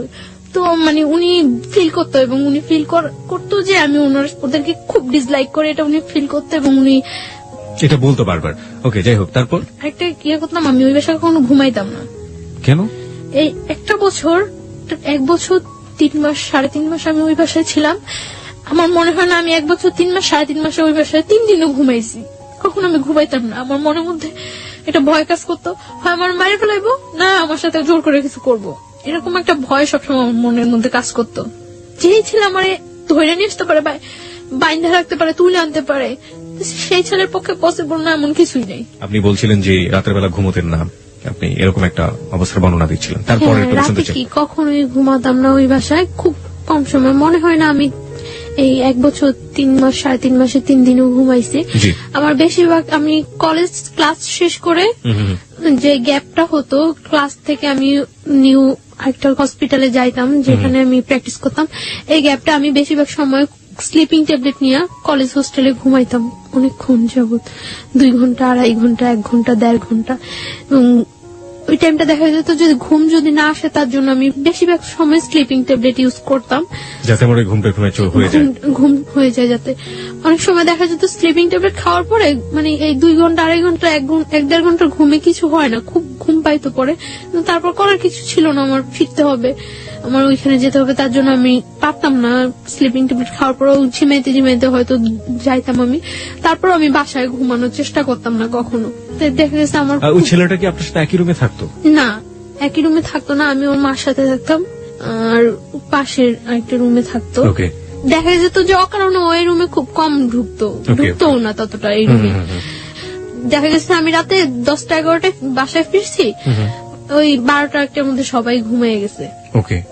সো এই রুমে আসার ততটা প্রশ্ন জাগতো না। আর আমি সকালবেলা 7টার মধ্যে বাসা থেকে বের হয়ে চলে। বাবা কি বলতো আপনার সাথে? বাবা কোনো ধরনের খারাপ আচরণ করতো না, ওর বাবার সাথে আমার ততটা হইতো না, দেখা হইতো না, কথা হইতো না, তিনি খুব একটা সময় এখানে থাকতো না। তো এইভাবে যাচ্ছিল লাস্ট কোরবানির ঈদ। কোরবানির ঈদে যখন হয় আমি আমার মানে ওদের সাথে বাড়ি যাই, ওদের সাথে ওদের বাড়িতে যাই, গ্রামের বাড়িতে ওদের বাড়িতে যাই। তো যাওয়ার কারণ আমি একা একা কোথায় কিভাবে যাব, গ্রামের বাড়িতে যাই ওদের সাথে। যাওয়ার পরে ওদের ওইখানে আমি তো সকালবেলা যা পৌঁছায় সবাই, তো সকালবেলা যাওয়ার পরে আমি 2-3 ঘন্টা পর আমি আমার নানা বাড়িতে চলে আসি। যে ওদের বাড়িতে তো আমি কখন থাকবোই না। কোথায় ছিল ওদের গ্রামের বাড়ি? কোথায় ছিল? আমাদের ওইখানেই, বরিশালে। ওকে, তারপর গ্রামের বাড়িতে যাওয়ার পরে আপনি ওখান থেকে সুযোগ পেয়ে নানা বাড়িতে চলে যাই, কারণ ওইখানে গেলে হয়তো সবাই আমাকে দেখবে, আমার সাথে কথা বলবে, সবাই ফিল করবে যে ওই মেয়েটাই তো। তার জন্য আমি কিছুক্ষণ পর আমি আমার নানা বাড়িতে চলে আসি। নানা বাড়িতে চলে আসার পর আমি মানে 2-3 দিন ওইখানে থাকা হয়, তারপর আবার ঢাকা ব্যাক আসার পরে মানে ঢাকা আসার পরে আমি একদিনকে আমি সন্ধ্যার পরে আমি বাসায় ফিরতেছি, 8টা কি 8:30 বাজে আমি বাসায় ফিরতেছি। বাসায় ফেরার সময় একটা ছেলে ভ্যানের উপর বসা থাকে, কয়েকটা ছেলে, ওইখান থেকে একটা ছেলে কমেন্ট করে যে মনে হয় বাড়িতে গেছিল, কয়েকদিন যাবো তো দেখি নাই, বাড়ি থেকে আসছে। তো আমি তখন মনে করলাম যে এই ছেলেটা মনে হয় আমার ফলো করছে এর আগে, যেহেতু আমি বাড়ি থেকে আসার পরে এই কথা বলতেছে। তো আমি বাসায় চলে যাই। তো এর আগে ওই ছেলেটার ফেসটা আমার কাছে একেবারে অপরিচিত, ওই দিনই ফার্স্ট আমি ফেসটা দেখি, এবং ফেসটা দেখার পরে দেখা গেছে যে 2-1 দিনের মধ্যে ওর সাথে আমার দেখা হয়। বিশেষ করে আমি রাতে বাসায় ফেরার সময়, সকালে যখন আমি যাই 7টার দিকে তখন ওরকম কেউ থাকে না।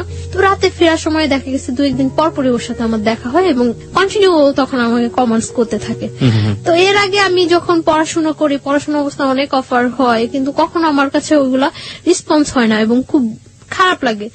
কিন্তু ওর কমেন্টসটা কেন যেন আমার ভালো লাগছিল। তো তখন তো আমি একেবারে সম্পূর্ণ একা, কোন ফ্রেন্ডদের সাথেও ততটা মিশতে পারি না, করতে পারি না, দেখা গেছে খুব ডিজার্ট থাকি। তো ওর কমেন্টস গুলো ভালো লাগার পরে ও কমেন্টস করতে আমি কিছু বলতাম না, আমি শুধু হাসতাম। এরকম কিছুদিন কমেন্টস করার পর একদিন সকালবেলা, আমি ওই দিন শুক্রবার, আমি ওই দিন কলেজ আসিনি, তো সকালবেলা 11টার দিকে আমি বাসা থেকে বের হয়েছি। বাসা থেকে বের হওয়ার পর ও তখন মনে হয় সম্ভবত ফার্স্ট ঘুম থেকে উঠছিল, তো ঘুম থেকে উঠে ও বের হয়ে আমারে দেখছিল। তো বলতেছে আজকে দিনটা অনেক ভালো যাবে। ঘুম থেকে উঠে দেখছি অ্যাঞ্জেল। তো আমি হাসা দিছি, হাসছিলাম, হাসার কাজ। কিভাবে দেখলো আপনাকে? মানে আপনি তো আপনার ওই আগের বাসাতেই থাকতেন। হ্যাঁ, ওই বাসাটা আর ওই বাসা, ওদের বাসাটা কাছাকাছি, একদম কাছাকাছি একদম। কোথায় ছিল বাসা? ঢাকার ঢাকার এলাকার নাম বললে কোনো সমস্যা নেই, আপনি ছেলের নামও বলেনি, কোনো সমস্যা নেই। কোথায় ছিল বাসাটা? ওর নামটা বলি আমি, ওর নামটা রুমেল। মানে যে ছেলে আপনাকে জোর করে বিয়ে করেছে? না, মানে সেকেন্ড ওয়ান, যার সাথে পরিচয় হচ্ছে। আর বাসাটা কোথায় ছিল ঢাকার? আপনি বাসাটা বলতে যাচ্ছেন না? ওকে, ঠিক আছে, যান। তারপর?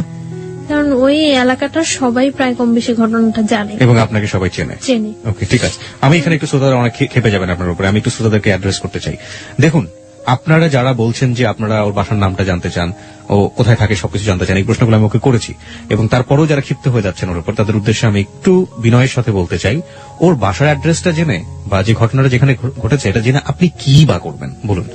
আপনার এখানে বলতে চাচ্ছি না এই কারণে যে আমি তো সম্পর্কটা থেকে এখনো বিচ্ছিন্ন না। এক্স্যাক্টলি, আমরা গল্পের শেষ পর্যন্ত যাবো, সেটা আপনি আগে থেকে কিছু বলে দিন না। আমরা একটা জিনিস বলি আপনাকে, সেটা হচ্ছে তাদেরকে বলবো যে প্লিজ আমরা গল্পটা থেকে সবাই যে জিনিসটা নেবার চেষ্টা করবো সেটা হচ্ছে মোরাল লেসনটা আসলে কি, ভুলটা আসলে কারা কারা করেছে, কোন কোন জায়গাগুলোতে ভুল হয়েছে, বাসার ঠিকানা জেনে কিংবা ওর পার্সোনাল লাইফ সম্পর্কে আরো বেশ কিছু জেনে, ও কোথায় থাকে সেটা জেনে আসলে ওর কতটুকু কি ওর আমরা করতে পারবো।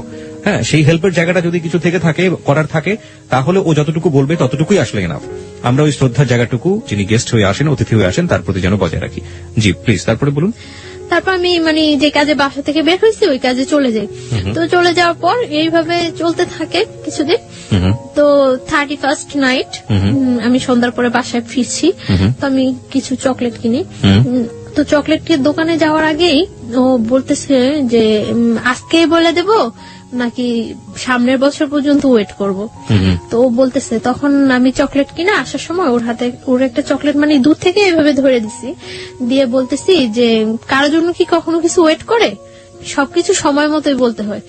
আর এই যে একটা বছর গেছে গিয়ে এরকম একটা বছরের মতো একটা জীবনও চলে যেতে পারে। সো কারোর জন্য কখনো কিছু ওয়েট করানো উচিত না। যেটা আমার বলার বা যেটা আমার করার সেটা জাস্ট টাইমেই করা উচিত। তো ওই কথাটা বলার পর আমি এই কথাটা বলে আমি সাথে সাথে কিছু না বলে সাথে সাথে চলে আসতেছি। ও আমার পিছনে আসতেছে। তো আসে আমার বাসার গলির মধ্যে, মানে যে বাসা আমি যাবো ওই বাসার গলির মধ্যে ও বললো যে জাস্ট 1 মিনিট একটু দাঁড়ান। তো আমি দাঁড়াইলাম, দাঁড়ানোর পরে বলতেছে আপনার নামটা জানতে পারি? তো আমি আমার নামটা বললাম। বলার পর ও বলতেছে যে আপনার ফোন নাম্বারটা জানতে পারি? সরি, আমার ফোন নাম্বারটা তো দেওয়া যাবে না। পরে বলতেছে যে এই চকলেটটা নিয়ে যান, আজকে যদি আপনার ফোন নাম্বারটা আমাকে দিতেন সেটাই আমার জন্য বড় গিফট হতো। আমি বললাম যে আমি চকলেটটা নিয়ে আপনি ব্যাগ দিয়ে নিয়ে যেতে পারি, বাট আমি আমার ফোন নাম্বারটা দিতে পারবো না। তো বলতেছে দিবেন না? আমি বলতেছি না, ফোন নাম্বারটা দেবো না। পরে বলতেছে চকলেটটা দিয়ে দিবেন? পরে বলতেছে না, চকলেটটা নিয়ে চলে গেছে। চলে যাওয়ার পর তো 1st জানুয়ারি ওর সাথে আমার দেখা হয় নাই। তো 2nd 3rd জানুয়ারিতে ওর সাথে আবার আমার সাথে দেখা হয়েছে। দেখা হওয়ার পরে দেখা গেছে ও আমি যেই টাইমটা বাসা ফিরি ঠিক ওই টাইমটা স্পেসিফিক ধরে রাখে এবং ওই টাইমটা আমার সাথে কথা বলে। প্রত্যেকদিন যাওয়ার সময় কথা বলে, ও বলে আমিও বলি, মানে ও যেটা বলে আমি ওটা রিপিট অ্যান্সার করি। তো একটা কাগজের মধ্যে 6 জানুয়ারি দিন ও একটা কাগজের মধ্যে ওর ফোন নাম্বারটা লিখে আমাকে দেওয়ার জন্য যায়। তো আমি বলি যে আপনার ফোন নাম্বারটা দিয়ে লাভ নাই, আমি আপনাকে কখনো ফোন করব না। তো বলে যে তাহলে আপনার ফোন নাম্বারটা প্লিজ দেন। তো আমি নাম্বারটা দেই। দেওয়ার পর আমি বাসায় ঢুকতে না ঢুকতে ফোন করে। ফোন করার পর ও বলতেছে যে আমি ওর নাম জিজ্ঞাসা করি। নাম জিজ্ঞাসা করে ওর নাম বলে। নাম বলার পরে ও আমারে বলতেছে আপনি কি নার্স? আমি বলতেছি না, সরি আমি নার্স না। মানে আমার অ্যাপ্রনটা দেখে পরে বলতেছে নার্স না, তাহলে কি আপনি? পরে আমি বলতেছি যে আমি পড়াশোনা করি মেডিকেলে। বলতেছে কোন মেডিকেলে পড়ে? তো আমি বলতেছি যে আমি ওই মেডিকেলে পড়ি। তো আমি ওরা জিজ্ঞাসা করতেছি যে আপনি কি করেন? আমি বলতেছি যে আমি পড়াশোনা করি। আমি কোথায় পড়ি? বুয়েটে পড়ি। তো আমি মনে করলাম বুয়েটে পড়ে কথা বলি। ওর কথাগুলো খুব মানে ইনোসেন্ট লাগতো। মনে হয়তো যে খুব মারপ্যাচ নেই, খুব ইজি কথা বলে। তো আমি কথা বলছি। 1st দিন কথা বলার পরে ও 2nd দিন আমাকে অফার করলো আপনি আমার সাথে বিয়েতে যাবেন? তো আমি বললাম যে আচ্ছা যাবো। মনে এরকম শীতকাল, জানুয়ারি তো শীতকাল। তো বলতেছে যে আচ্ছা ঠিক আছে, আমি যাওয়ার সময় আপনাকে ফোন দিলে আপনি বের হইন। তো আমি মনে করছি যে মনে এমনিতেই ফান করতেছে। তো কিছুক্ষণ পর আবার ফোন দিয়ে বলতেছে না আপনাকে তো নিয়ে যাওয়া যাবে না, নিয়ে গেলে অনেক ছেলেরা ওইখানে থাকবো, জিজ্ঞাসা করবো এটা কে। তখন আমি কি বলবো? তখন আমি হাসি যে নিজেই বললো আবার নিজেই এই কথা বলতেছে। আপনি ইয়েস বলেছিলেন কোন সাহসে? কারণ আপনি তো এমন একটা বাসায় থাকেন যেখান থেকে না আমি যাব না সেটা আমি শিওর ছিলাম যে আমি ফান করে আমি বুঝছিলাম, কারণ ওর কথাগুলো বললাম না খুব ইনোসেন্ট। সাহসের খুব অভাব ছিল ওর মধ্যে, সাহসের খুব অভাব। তো ও তখন আমি হাসার পরে আমি বলতেছি আচ্ছা ঠিক আছে আপনি যান, আমি এমনিতেও যাব না, এমনিতেও আপনার সাথে আমার 1st পরিচয়, আর তাছাড়া আমি কোথাও যাই না, আমি এমনিতেও যাব না, আপনি যান এনজয় করেন। পরে ও বিয়েতে গেল, বিয়ে থেকে আসলো, আসে আবার রাত্রে আমাকে ফোন করলো। ফোন করার পর আমি ওর সাথে 1 মিনিট 2 মিনিট কথা বলি।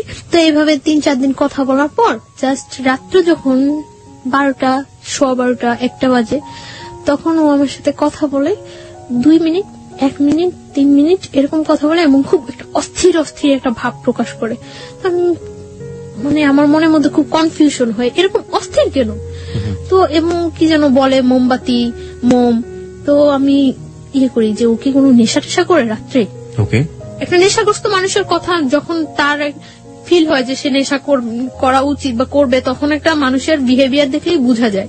তো ওর এরকম অস্থির ভাবটা আমার কাছে খুব ইয়ে লাগে, তখন আমি কিউরিসিটি জাগে যে কি করে ও, কেন ও আমার সাথে 2-1 মিনিট কথা বলে রাখা দেয় বা এমন অস্থির অস্থির কেন।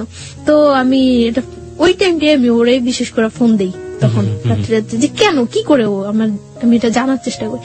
তো এইভাবে কয়েকদিন চলে যায়, কয়েকদিন পরে ও একদিন ওর বাইক আছে, ও একদিন আমার কলেজ থেকে আনতে যায়, সেটা আমার না বলেই যায়, ফোন করে যে আমি আসছি, আপনি আমার সাথে যাবেন।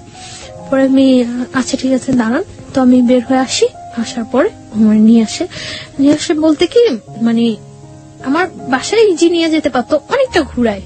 তো ও বলে যে আপনি জাস্ট আমাকে একটু সাপোর্ট করে বসেন, যাতে আপনি পড়ে না যান, আমার ভয় লাগতেছে যদি আপনি পড়ে যান। আমি বলি কোনো প্রবলেম নেই। মহাখালীর দিকে নিয়ে যায়, তো মহাখালী ফ্লাইওভার অনেক রাফ ড্রাইভ করে, জাস্ট এরকম একেবারে কাত হয়ে যায় এরকম ধরার জন্য আপনাকে, মানে এরকম রাফ ড্রাইভ করতেছে। এমনিতে ও সবসময় রাফ ড্রাইভ করে, একটু সুযোগ পাইলেই, রাস্তা একটু ফাঁকা পাইলেই এরকম করে। তো ফ্লাইওভারের উপরে একেবারে কাত হয়ে গেছে, তখন আমার কাছে একটু ভয় লাগছিল, তখন আমি এরকম কাঁধের উপর হাতটা রাখি।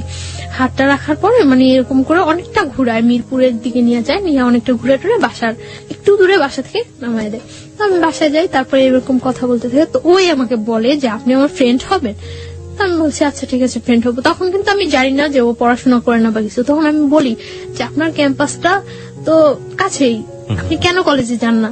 তো বলে এই সমস্যা ওই সমস্যা, মারামারি করছে, এটা হয়েছে ওইটা হয়েছে, কিন্তু ও বলে না যে ও পড়াশোনা করে না বা করেই নেই, ওইটাও বলে না। তো তারপর ও এইভাবে চলতে থাকে, কিছুদিন যায়, ও বলে যে আপনি আমার ফ্রেন্ড হন। আচ্ছা ফ্রেন্ডশিপ করলাম ওর সাথে। ফ্রেন্ডশিপ করার পরে মানে কয়েকদিন যায় ভালোই, তো ও বলতেছে যে ফ্রেন্ড থেকে তারপরে চিন্তা পরে করবো, আগে ফ্রেন্ড। আপনার বাসায় বুঝতে পারতাম না এগুলো, যে আপনি যেখানে আছেন যেভাবে আছেন, আপনার তো যিনি আপনাকে জোর করে বিয়ে করেছেন তারও তো বোঝার ব্যাপার ছিল, সেও বুঝতে পারতো না? কেউ বুঝতে পারতো না। আমি সবসময় মানে আউটসাইডে বাইরে গিয়ে ওর সাথে বেশি কথা বলতাম, আর রাতে 2-1 মিনিট কথা বলতাম।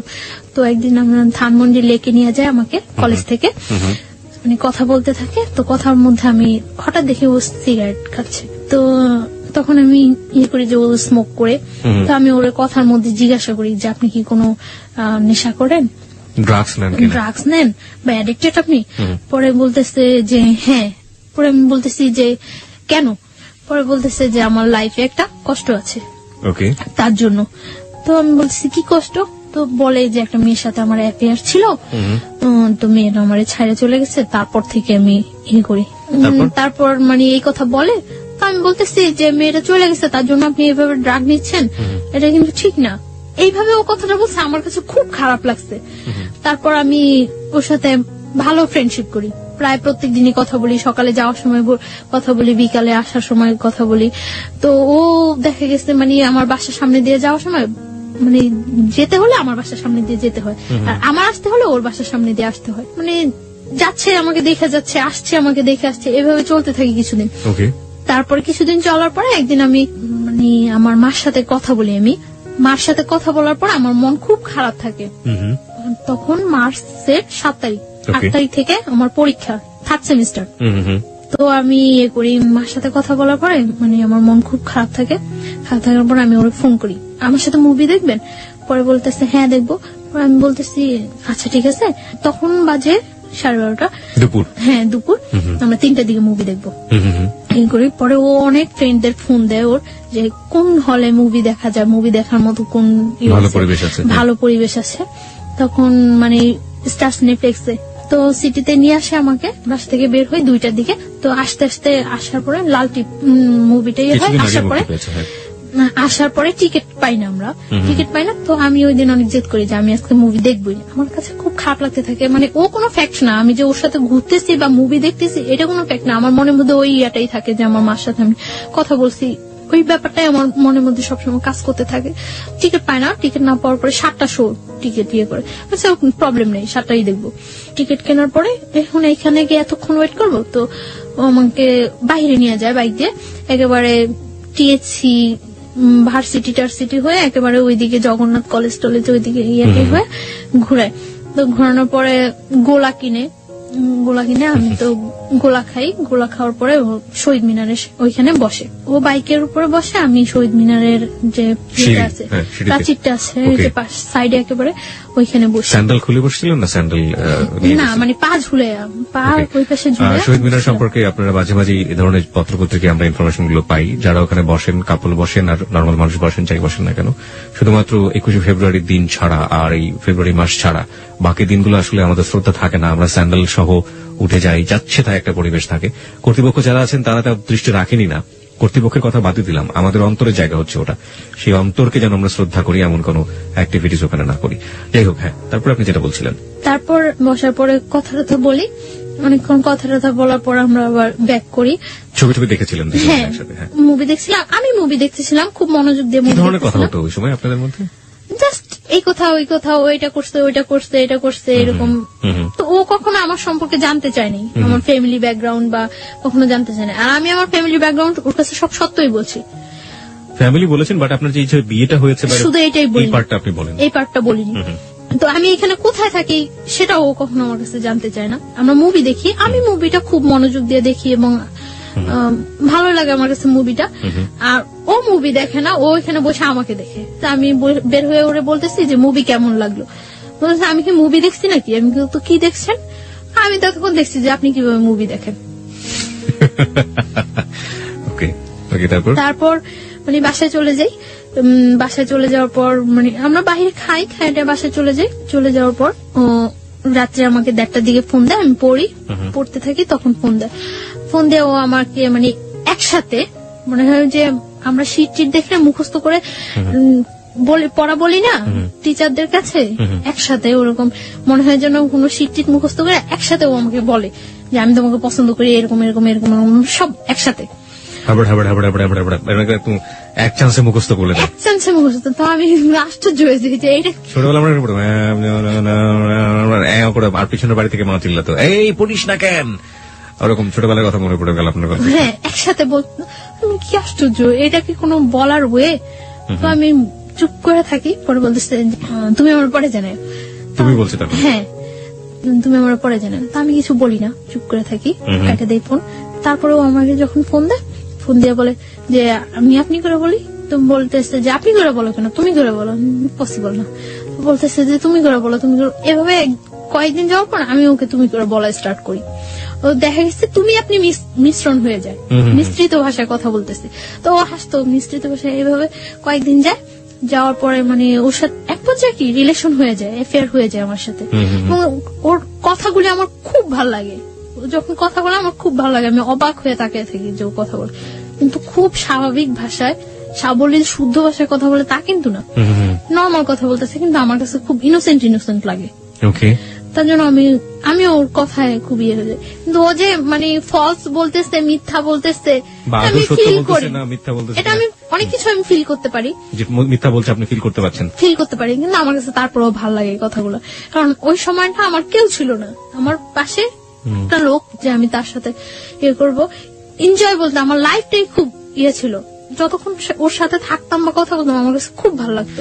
সমুদ্রের মধ্যে মানুষ যখন পড়ে এবং সে যদি সাঁতার না জানে, হাতের কাছে যাই পাবে সেটাকে সে অবলম্বন করবে, সেটা খড়কুটোই হোক আর যাই হোক। গল্পটা শোনার পর আসলে তাই মনে হচ্ছে। শুনুন তারপর। তো এইভাবে কয়েকদিন যায়, অ্যাফেয়ার ওর সাথে আমার ভালো একটা রিলেশন হয়ে যায়। ও আমাকে মানে শিফট করে নিয়ে যায়, দিয়ে যায়। ওর সাথে যে কোনো ব্যাপারে আমি ওর সাথে শেয়ার করি, যে কোনো। কিন্তু শুধু একটা ব্যাপারই আমি বলি না যে আমার আগে একটা বিয়ে হয়েছিল, আমি অনেক ট্রাই করি বলার জন্য যে আমার এটা বলা উচিত, কিন্তু আমার বলতে গেলেই ভয় হয় যে এটা বললে সম্ভবত ও আমার সাথে রিলেশন রাখবে না। কিন্তু ওর কথার মধ্যে অনেক সময় প্রকাশ পাইতো যে ও বলতো যে তোমার যদি 20টাও বিয়ে হয় তাতেও কোনো প্রবলেম নেই, তারপর আমি তোমাকে বিয়ে করবো। আচ্ছা, তার মানে আপনি বলে দিয়েছেন যে আপনি তাকে লাভ করেন? হ্যাঁ, দুজনের মধ্যে ওয়ার্ড দিয়ে হয়ে গেছে। হ্যাঁ, ওকে। তো ওর সাথে আমার রিলেশনটা ভালো চলতে থাকে।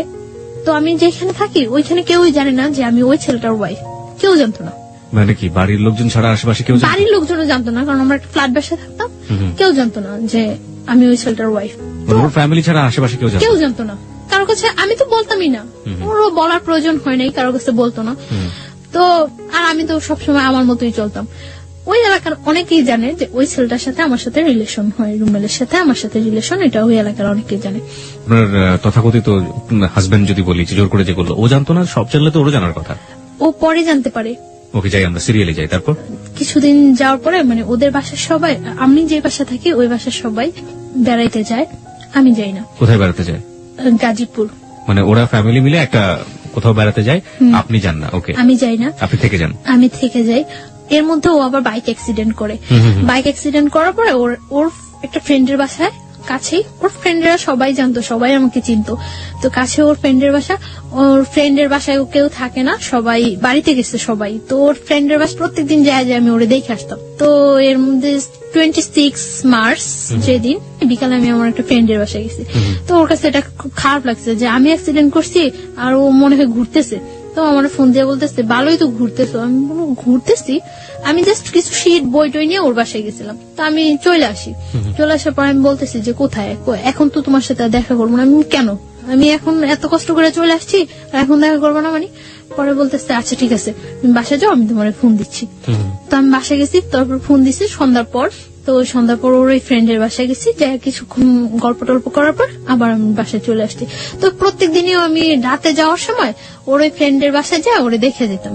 ও অ্যাক্সিডেন্ট করছে, ওর পায়ে ব্যান্ডেজ ট্যান্ডেজ করা ছিল, শরীরে বিভিন্ন ইয়েতে ব্যান্ডেজ করা ছিল, ছুলে টুলে গেছে। তো আমি ওই দিন প্রত্যেক দিনই ওরে দেখে যেতাম। এর মধ্যে ওরা যেদিন গাজীপুর গেছে ওই দিন তো আমি বলছি যে আমার বাসায় কেউ নেই। পরে বলতেছে যে আচ্ছা তুমি আসবা, এই বাসায় আসবা? পরে আমি বলছি আচ্ছা আসবো। তো ওই বাসায় গেছি, তো রাত্র হয়ে গেছে, প্রায় 11টা বেজে গেছে।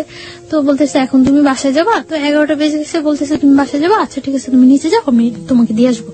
পরে দিয়ে আসছে। আমার পরীক্ষা শেষ হয়ে গেছে এপ্রিলের 16 তারিখ। ওই দিন প্রচুর বৃষ্টি হচ্ছে। তো সন্ধ্যার সময় আমার বলতেছে যে এখন যদি আমি সুস্থ থাকতাম তাহলে তোমার নিয়ে ভিজতাম বাইরে। তো আমি বলতেছি আচ্ছা ঠিক আছে, তো এখন কি প্রবলেম, ভিজো। পরেও আমার বলতেছে যে একা একা ভিজতে ভালো লাগে না, তুমি আসবা? আমি বলতেছি আচ্ছা আসবো। কোথায় আসবো? ওদের বাসার সামনে ওর আরেকটা ফ্রেন্ডের বাসা, তুমি ওই বলি সামনে আসো, তোমার নিয়ে আসবো আমরা। পরে আমি গেছি, যাওয়ার পরে ও নিয়ে গেছে ওই ফ্রেন্ডের বাসা। কনস্ট্রাকশনের কাজ চলছে, 5 তলা পর্যন্ত কাজ চলছে এখন। তো 5 তলা ছাদে নিয়ে গেছে। ছাদে নেওয়ার পর অনেক বৃষ্টি হয়েছে, তো আমরা ভিজছি, অনেকক্ষণ ভিজছি। ভিজার পর খুব ভালো লাগছিল, অনেকদিন পর মনে হয় একেবারে একটা রিল্যাক্স, খুব খুব এনজয় করছি আমি। ভিজার পর ঠান্ডা লাগতেছিল। 5 তলাটা যে হচ্ছে ওই রুম গুলোর ভিতরে ঢুকে গেছে। তো ভিতরে ঢুকে গেছি মতন ওর নিচ থেকে একটা তাওয়াল আনানোর ব্যবস্থা করছে, যে ভিজে গেছে ঠান্ডা লাগতেছে। তো একটা তাওয়াল আনছিল মতন মুছে টুছে ওইখানে দাঁড়াইছিলাম। এর মধ্যে কারেন্টটা চলে যায়। কারেন্টটা চলে যাওয়ার পর ওর ফ্রেন্ডরা ওই পাশে থাকে, সামনে থাকে, দেখতেছে যে কেউ আসছে কিনা।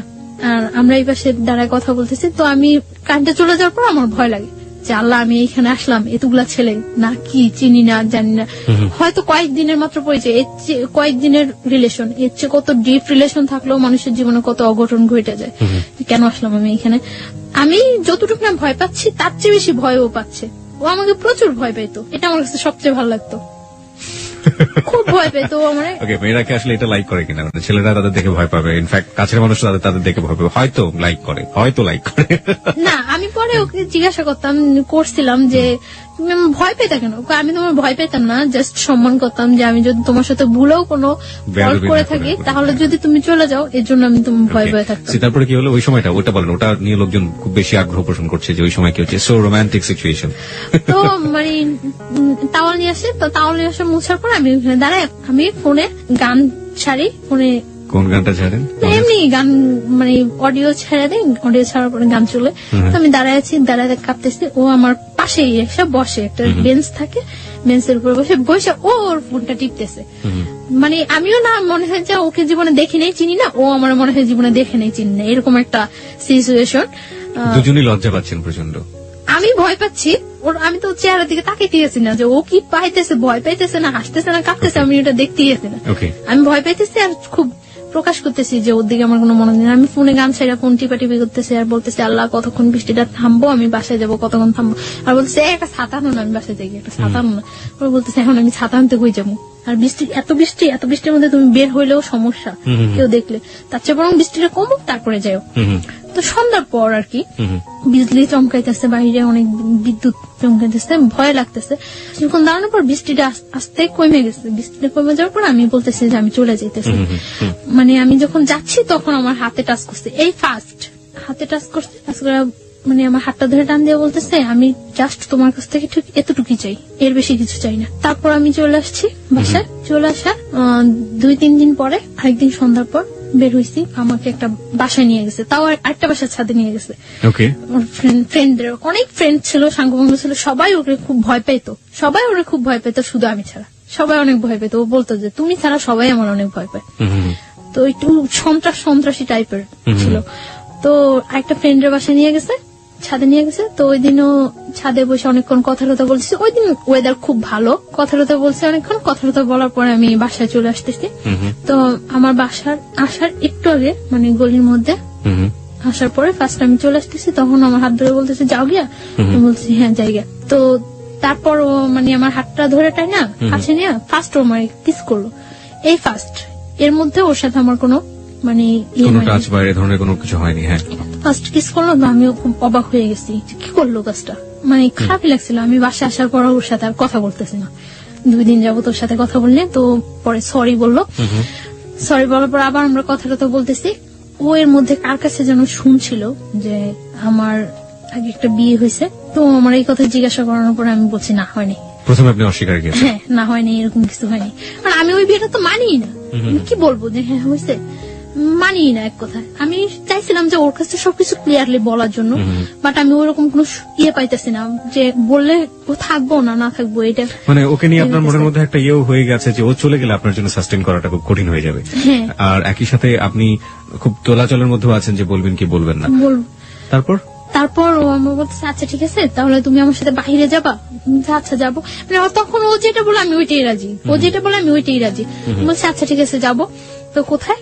আচ্ছা কক্সবাজার। আমি বলছি আচ্ছা ঠিক আছে যাবো, আগে বিয়ে করতে হবে। আপনি বললেন ওকে যে আগে বিয়ে করতে হবে? হ্যাঁ, বিয়ে না করলে আমি তোমার সাথে কক্সবাজার যাবো কেন? আশ্চর্য, তুমি কে? আর তোমার সাথে আমার যতটাই রিলেশন হোক এত দূরে যাওয়া তোমার সাথে কখনো পসিবল না। তখন আমি জানতে পারি যে ও পড়াশোনা করে না। কিভাবে জানলেন? ও নিজে থেকেই মানে ওর মুহূর্তে সবকিছু বলে দিয়েছে না, ওর বিহেভে আস্তে আস্তে ফিল হয়েছে যে ও পড়াশোনা করে না। তারপর ও স্বীকারও করছে যে ও পড়াশোনা করে, নিজে থেকেই বলছে। কোন ক্লাস পর্যন্ত পড়েছে নাকি একেবারেই পড়েনি? 9 পর্যন্ত নাকি পড়ছে। তারপর এই কথা হয় যে বিয়ের পর কক্সবাজার যাব। আচ্ছা ঠিক আছে। তো ও রাজি হয়, আমিও রাজি হই। তারপর আমরা একটা মসজিদে কিছু ফ্রেন্ড সময় একটা মসজিদে হুজুরের মাধ্যমে বিয়ে করি। এবং আপনি তখনও জানালেন না যে আপনি বিবাহিত? না, তখন আমি জানাইনি যে আমি বিবাহিত। তো তখন ও শুনে একটু শোনে। তো ওর বাসা থেকে আমার বাসাটা ডিফারেন্স ছিল, আমি যে মাঝখানে 2টা বাসা। তো আমার মনের মধ্যে সবসময় এটা হতো যে ও যেহেতু আমাকে পছন্দ করে, আমার সাথে ওর অ্যাফেয়ার, ওকে আমার সম্বন্ধে খোঁজ খবর না নিছে, আর তাহলে ও কেন বলে এটা যে হ্যাঁ তোমার বিস্টে বিয়ে হলো আমি তোমাকে বিয়ে করবো। একটা প্রস্টিটিউট গালে রেখে কেউ বিয়ে করে ভালো করে না? তো ও সবসময় এই কথাগুলি বলতো। তার জন্য আমার মনের মধ্যে আরো হয়তো যে ও সম্ভবত জানে।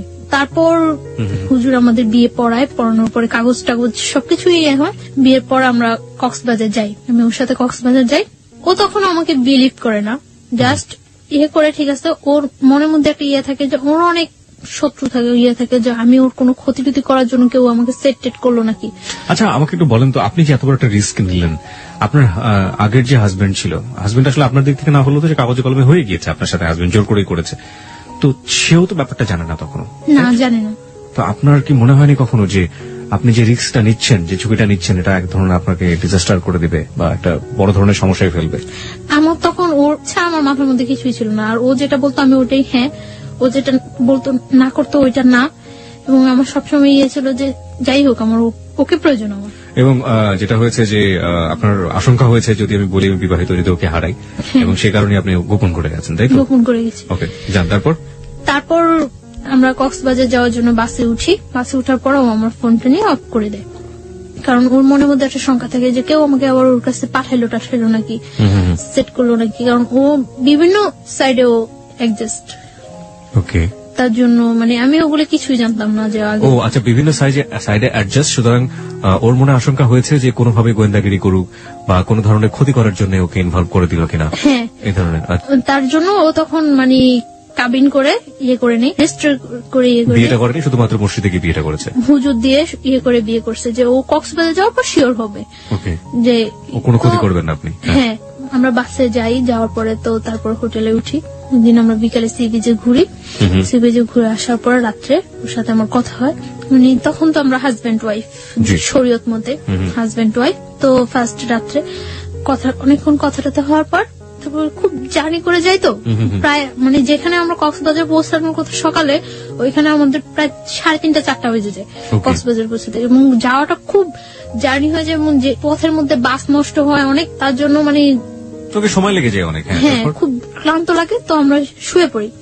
এর মধ্যে ফার্স্ট আমার সাথে রিলেশন ইন্টিমেসি বা যেটা বলি শারীরিক সম্পর্ক হয়। তো মানে আমি ওটার জন্য, এটাই ছিল আপনার জীবনের ফার্স্ট ফিজিক্যাল রিলেশনশিপ, রাইট? ওকে। তো আমি ওটার জন্য প্রস্তুত ছিলাম না। কেন প্রস্তুত ছিলেন না?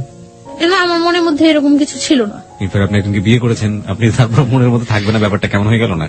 না আমি এইভাবে চাচ্ছিলাম না। কিভাবে যাচ্ছিলেন? আমি জাস্ট ওর সাথে হ্যাঁ কোনো সম্পর্ক ছাড়া আমার একটা মেয়ে ওর এত দূরে যাওয়া ঠিক না, তার জন্য আমি ওরে বলছি যে হ্যাঁ বিয়ে পরে তারপরে যাব। বাট এইভাবে আমার কোনো ইয়ে ছিল না।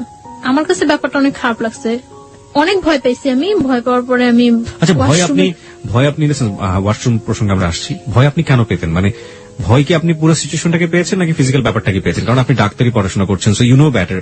ফিজিক্যাল রিলেশনটা চেয়ে আমি সিচুয়েশনটা বেশি ভয় পাইছি, সিচুয়েশনটা আমি বেশি ভয় পাইছি। তো আমি ওয়াশরুমে যাই অনেকক্ষণ কান্না করি, ওয়াশরুমে যাই যে কি করলাম, কি হলো, ঠিক করলাম না ভুল করলাম। আমার মনের মধ্যে সবসময় একটা কনফিউশন থাকতো যে আমি কাজটা কি ঠিক করছি না ভুল করছি। তো বুঝতে পারে যে আমি ওয়াশরুমের মধ্যে কান্না করতেছি। তো আমি অনেকক্ষণ পর যখন দরজা নক করার পর আমি ওয়াশরুমের দরজা খুলি, তো আমার টাওয়াল দেয়। তারপর আমি ফ্রেশ ট্রেশ হয়ে ভিতরে এসে দেখতেছি যে ও হাত কেটে অনেক ব্লাড ইয়ে হয়েছে। তো আমার কাছে আবার অনেক খারাপ লাগে যে ও হাতটা কাটলো আমার জন্য, আমি এই সিনটা তো না করলেও পারতাম না। আমি বুঝতেছিলাম না যে আমি কি করছি, কি করা উচিত, বা আমি ভুল করতেছি না ঠিক করতেছি। শুধু আমার ইয়ের মধ্যে আমি একটা জিনিস ফিল করি যে আমি কোনো কিছু না করলে হয়তো বা ও আমার ছেড়ে চলে যাবো।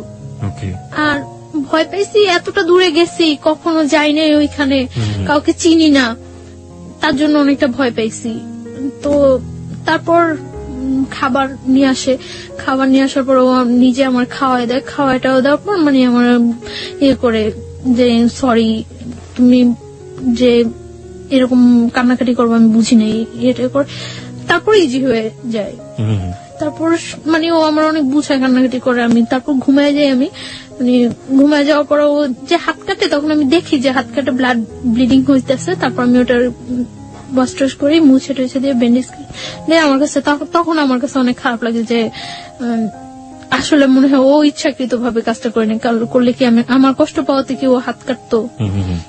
তারপরে ও এখানে থাকি, 4-5 দিন থাকি, আমরা খুব এনজয় করি।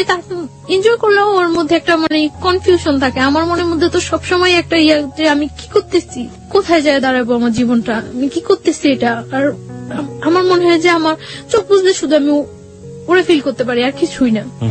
তখন আমি ফিল করতে পারতেছিলাম যে ও যদি যতটা খারাপই হোক আর যতটা পড়াশোনা না করুক, যাই করুক, তারপর আমার মনে হয় যে আমার জন্য ওরে প্রয়োজন। আমি এটা ফিল করতেছি, খুব খুব ফিল করতেছি। হ্যাঁ আমি দেখি যে ও খুব কান্নাকাটি করতেছে। তো আমি ওরে জিজ্ঞাসা করি যে কেন কান্নাকাটি করতেছো। তখন ও আমার বলতেছে যে আমি তোমার অনেক লাভ করি, অনেক ভালোবাসি, কিন্তু বাট যদি আমি তোমার না পাই এজন্য অনেক কান্নাকাটি করে ও, যে আমি তো আমার ফ্যামিলির কিছুই জানাইনি যে এরকম ইয়ে করতেছি। এর মধ্যে আমরা হিমছড়ি, মহেশখালী অনেক জায়গায় ঘুরি, খুব এনজয় করি। তার মধ্যে আমার মনের মধ্যে সবসময় একটা ও আমার জিজ্ঞাসা করতো কি চিন্তা করো তুমি, এত কি চিন্তা করো, এত কি চিন্তা করো। তারপর আমি বলতে পারতাম না যে আমি এই ব্যাপারটা চিন্তা করতেছি। আমার মনের মধ্যে সবসময় ইয়ে হতো যে ও আমার ছেড়ে চলে যাবো তাহলে। তো তারপর আমরা ঢাকা চলে আসি। আসার সময় সারা বাসের মধ্যে আমি মানে খুব আমার পেইন ফিল হইতেছিল, পেটে অ্যাবডোমেনাল পেইন হচ্ছিল, আমার পেট ব্যথা করতেছিল প্রচুর। কেন যেন আমার খুব খারাপ লাগতেছিল এবং আমার মনে হইতেছিল যে আমি জীবন থেকে মনে হয় অনেক কিছু হারাই ফেলতেছি। আস্তে আস্তেই মানে সারা রাত্র আমি ইয়ে করি যে আমি আর ওই বাসায় থাকবো না, যে যেভাবেই হোক আমার এই ওকে পাইতে হলে আমার এই ওয়েটা থেকে বের হয়ে আসতেই হবে, যেভাবেই হোক।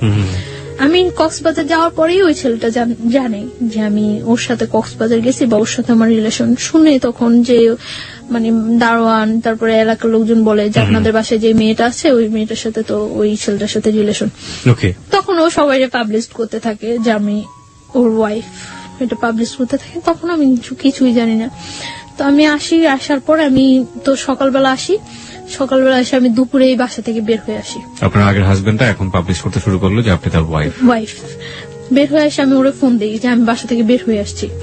পরে বলতেছে কেন তুমি বাসা থেকে বের হয়ে আসছো? আমি বলতেছি যে আমার পক্ষে ওই বাসা থাকা সম্ভব না। তখন আমি কিন্তু বলি নাই, শুধু একটু বলছি যে আমার পক্ষে ওই বাসা থাকা সম্ভব না। তো আসার পরে ও বলতেছে তাহলে এখন কোথায় যাবা? অনেক মানে ঘুরতেছি আমরা, কোথাও থাকার জায়গা ম্যানেজ করতে পারতেছি না। কি আসছে রুমেল? হ্যাঁ, পরে আমরা ইয়ে করলাম, আমি আমার খালার বাসায় চলে যাই। তখন আমি ওরে প্রেশার ক্রিয়েট করতে চাই যে তুমি তোমার ফ্যামিলিতে জানো, তুমি তোমার ফ্যামিলিতে জানো, যেহেতু আমাদের মধ্যে রিলেশন হয়ে গেছে, বিয়ে হয়ে গেছে, সবকিছু হয়ে গেছে, তো তুমি তোমার ফ্যামিলিতে জানো।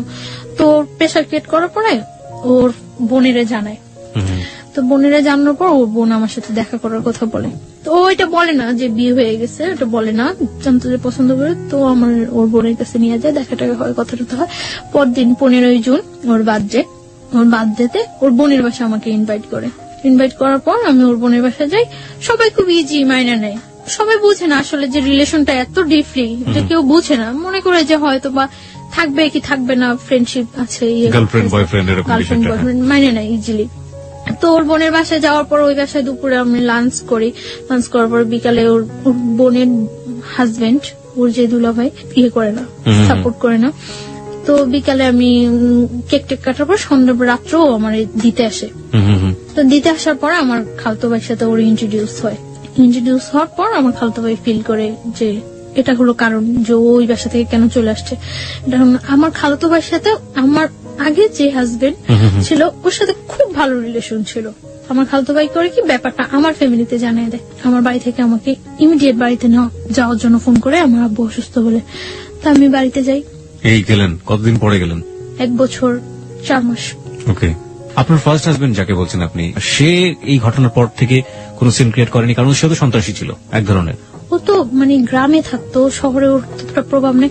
ও মানে খুব ঠান্ডা মাথায় কাজগুলো করতো, কোনো মানে করতো না, ও করছে যে একই এলাকার মধ্যে যখন ঘটনা আসতো, আমি যদি এটা পাবলিশ করে দিতে পারি ও আমার ওয়াইফ, তাহলে ও এখানে কখনো এস্টাবলিশড হতে পারবে না।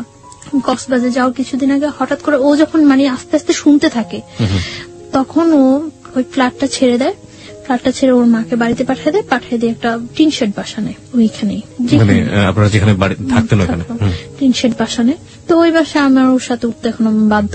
ওই বাসায় উঠি, 1 রুম বাসা, তো মানে যাতে সবাই জানতে পারে যে আমি ওর ওয়াইফ এরকম একটা করে। ওই বাসা আমার মনে হয় 7-8 দিন থাকা হয়। তারপর তো আমি কক্সবাজারে চলে যাই। কক্সবাজার যাই আমি 6 তারিখ, আসি আমরা 12 তারিখ। তো আপনি যেটা বলছিলেন যে আপনার বাবার বাসায় গেলেন 1 বছর 4 মাস পর, সেখানকার থেকে আমরা শুরু করেন? না, আমার বাড়ি থেকে করে যে আমার আব্বু অসুস্থ, বাড়ি যাওয়ার জন্য বলে যে আমার কাকা, আমার যারা আছে সবাই বাড়ি যাচ্ছে। তো আমি কয়েকজনের কাছে ফোন দিই, কেউই জানে না আমার আব্বু যে অসুস্থ। তারপর মানে হঠাৎ করে শুনে আমি আর করতে পারি না, আমি আচ্ছা ঠিক আছে আমি আসবো। তো কিছুক্ষণ পর আবার সবাই ফোন দিয়ে বলতেছে হ্যাঁ তোমার আব্বু অসুস্থ। তো আমার কাছে ব্যাপারটা খুব লাগে। তো আমি ওরা বলতেছি যে আমার এইভাবে বাসায় বাড়িতে নিয়ে যেতেছে, আমি ওর সাথে হোস্টেল খুঁজতেছি তখন। তো বাড়িতে যেতে হবে, আমি বাড়ি যাওয়ার জন্য দুপুরে আমরা ওর কাছ থেকে বিদায় নিয়ে আসতেছি। ও রাস্তার মধ্যে দাঁড়ায় কান্না করতেছে, আমি চলে আসতেছি, ও কান্না করতেছে। আমার কাছে খুব খারাপ লাগতেছে তখন যে সেই জানুয়ারি মাস থেকে ওর সাথে আমার হইতেছে, কিন্তু কখন আমি একটা দিন মনে হয় ওরে ছাড়া ওর সাথে আমার দেখা হয়নি, এরকম যায়নি। ও যখন রাস্তার মধ্যে দাঁড়ায় কান্না করতেছে তখন আমার কাছে খুব খারাপ লাগতেছিল যে আমি যাব না। তারপর আমি বাড়িতে যাই। যখন আমি লঞ্চে উঠার পর মানে কিছুটা যাওয়ার পর আমি জানতে পারি যে আমার খালতো ভাইটা ফিক করে আমাকে বাড়িতে নিয়ে যাচ্ছে। তখন আমার মানে লঞ্চের মধ্যে বলতেছে যে তুই যে কাজটা করছো কাজটা কি ঠিক? আমার খালতো ভাইটা আমার ইমিডিয়েট 6 মান্থের ছোট। তো ও যে আমাকে লাইক করতো, পছন্দ করতো, সেটা আমি কিছুই জানতাম না। আমি হঠাৎ দেখতেছি ও আমার পা ধরে বলতেছে যে আমি তোর অনেক ভালোবাসতাম, তুই যে এই কাজটা করবে আমি কখনো বুঝিনি। হ্যাঁ, আশ্চর্য হয়ে যায় যে ও কি বললো এটা। পরে আমি বলছি কি কা? পরে বলছে তুই এইরকম একটা ছেলের সাথে করতেছিস, করতেই পারি, এটা আমার life. Let me ask you one thing. আপনার কি ফার্স্ট লাইফটা সম্পর্কে সে জানতো না যে আপনি? হ্যাঁ জানতো। তারপরে এবং ফার্স্ট লাইফটা আমার যতটুকু মানে সাপোর্ট করার ও আমার তখন করতো, যে এইভাবে এইভাবে তুই বাইরে আসবি ওইখান থেকে, এইভাবে এইভাবে ইয়ে করবি। ওর সাথে আমার সাথে জাস্ট একটা ফ্রেন্ডের মতো ছিল আমার খালতো ভাইটার সাথে আমার সাথে। ওকে, যখন দেখলো যে আপনি বাইরে হয়েই গেছেন অন্য একজনের সাথে, তখন গিয়ে সে আপনার পা ধরতেছে যে না তুই এটা করতে পারবি না। ওকে, হ্যাঁ। এবং আমার ফার্স্ট লাইফটা মানে যত সমস্যাগুলি সিনক্রেট করছি আমি ওই বাসায়, সবটা ওর ইয়াতে করছি। ওকে, লেট মি, আমার মনে হয় গল্পটা অনেক জটিল হয়ে গেছে আমাদের শ্রোতাদের কাছে। আমি একটু পরিষ্কার করে দিতে চাই। বন্ধন ব্যাপারটা হচ্ছে এরকম যে প্রথম যে ঘটনাটা ঘটেছে তার জীবনে, ছায়ার জীবনে, সেটা তো আপনারা জানেনই যে জোরপূর্বক, এবং জোরপূর্বক ওর কোনো যাওয়ার কোনো গতি ছিল না, এবং যে কারণে সে ওই ছেলের সাথে এতদিন পর্যন্ত থেকেছে, ওই বাসায় থাকতে হয়েছে তার। এই থাকা অবস্থায় সে তার খালাতো ভাইয়ের কাছ থেকে ফুল সাপোর্টটা পেয়েছে, এবং খালাতো ভাই বলেছে কিভাবে কিভাবে বাসা থেকে বের হয়ে আসবি, কিভাবে কিভাবে তুই আমার এই কাজটা করবি, ওই কাজটা করবি, এটা ফুল সাপোর্টটা সে পেয়েছে। যখন ছায়া একটা ছেলেকে নিয়ে স্বপ্ন দেখছে এবং একটা ছেলেকে নিয়ে অলরেডি বের হয়ে গিয়েছে, ঠিক সেই মোমেন্টে খালাতো ভাই তাকে ওখান থেকে সরিয়ে নিয়ে আসার চেষ্টা করছে, কারণ খালাতো ভাইয়ের উদ্দেশ্য ছিল তাকে ওখান থেকে সরিয়ে নিয়ে আসা, এবং খালাতো ভাই তাকে লাভ করতো। ঘটনার ইকুয়েশনটা এখন এরকম। চলুন তারপর মানে ওর কথাগুলো শুনে আমি সব অবাক হয়ে গেছি। ও বলতেছে যে তুই যে কাজটা করছো, যে ছেলেটার সাথে তোর অ্যাফেয়ার, তোরা কখনো ইয়ে করবো? পরে আমি বলতেছি হ্যাঁ করবো। তখনও কিন্তু ও জানে না যে আপনি ম্যারিড না। তো আমি বলতেছি যে হ্যাঁ করবো। পরে বলতেছে যে, পরে ওর সাথে আমার সাথে অনেক কথা কাটাকাটি হয়। কাটাকাটি হওয়ার পরে তো সকালবেলা বাড়ি থেকে আমি ওর অনেক রিকোয়েস্ট করি যে তুই বাড়িতে কাউকে এই কথাটা বলবি না, বাড়িতে কাউরে এই কথাটা বলবি না। পরে আমি বাড়িতে যাওয়ার পর ও সাথে সাথে ব্যাপারটা আমার বোনের সাথে শেয়ার করে, এবং আগে থেকেই হয়তো ওই যে রাত্রে ওর সাথে ইন্ট্রোডিউসটা আমার মনে হয় রাতেই ফোনে ও ব্যাপারটা শেয়ার করছিল, এবং শেয়ার করার পরে বাড়ি থেকে আমাকে নিয়ে যাওয়ার জন্য ইয়ে হয়েছে। আমি বাড়িতে যাওয়ার পরে আমার জিজ্ঞাসা করে যে এরকম যে সত্যি তোর সাথে ওই ছেলের সাথে রিলেশন?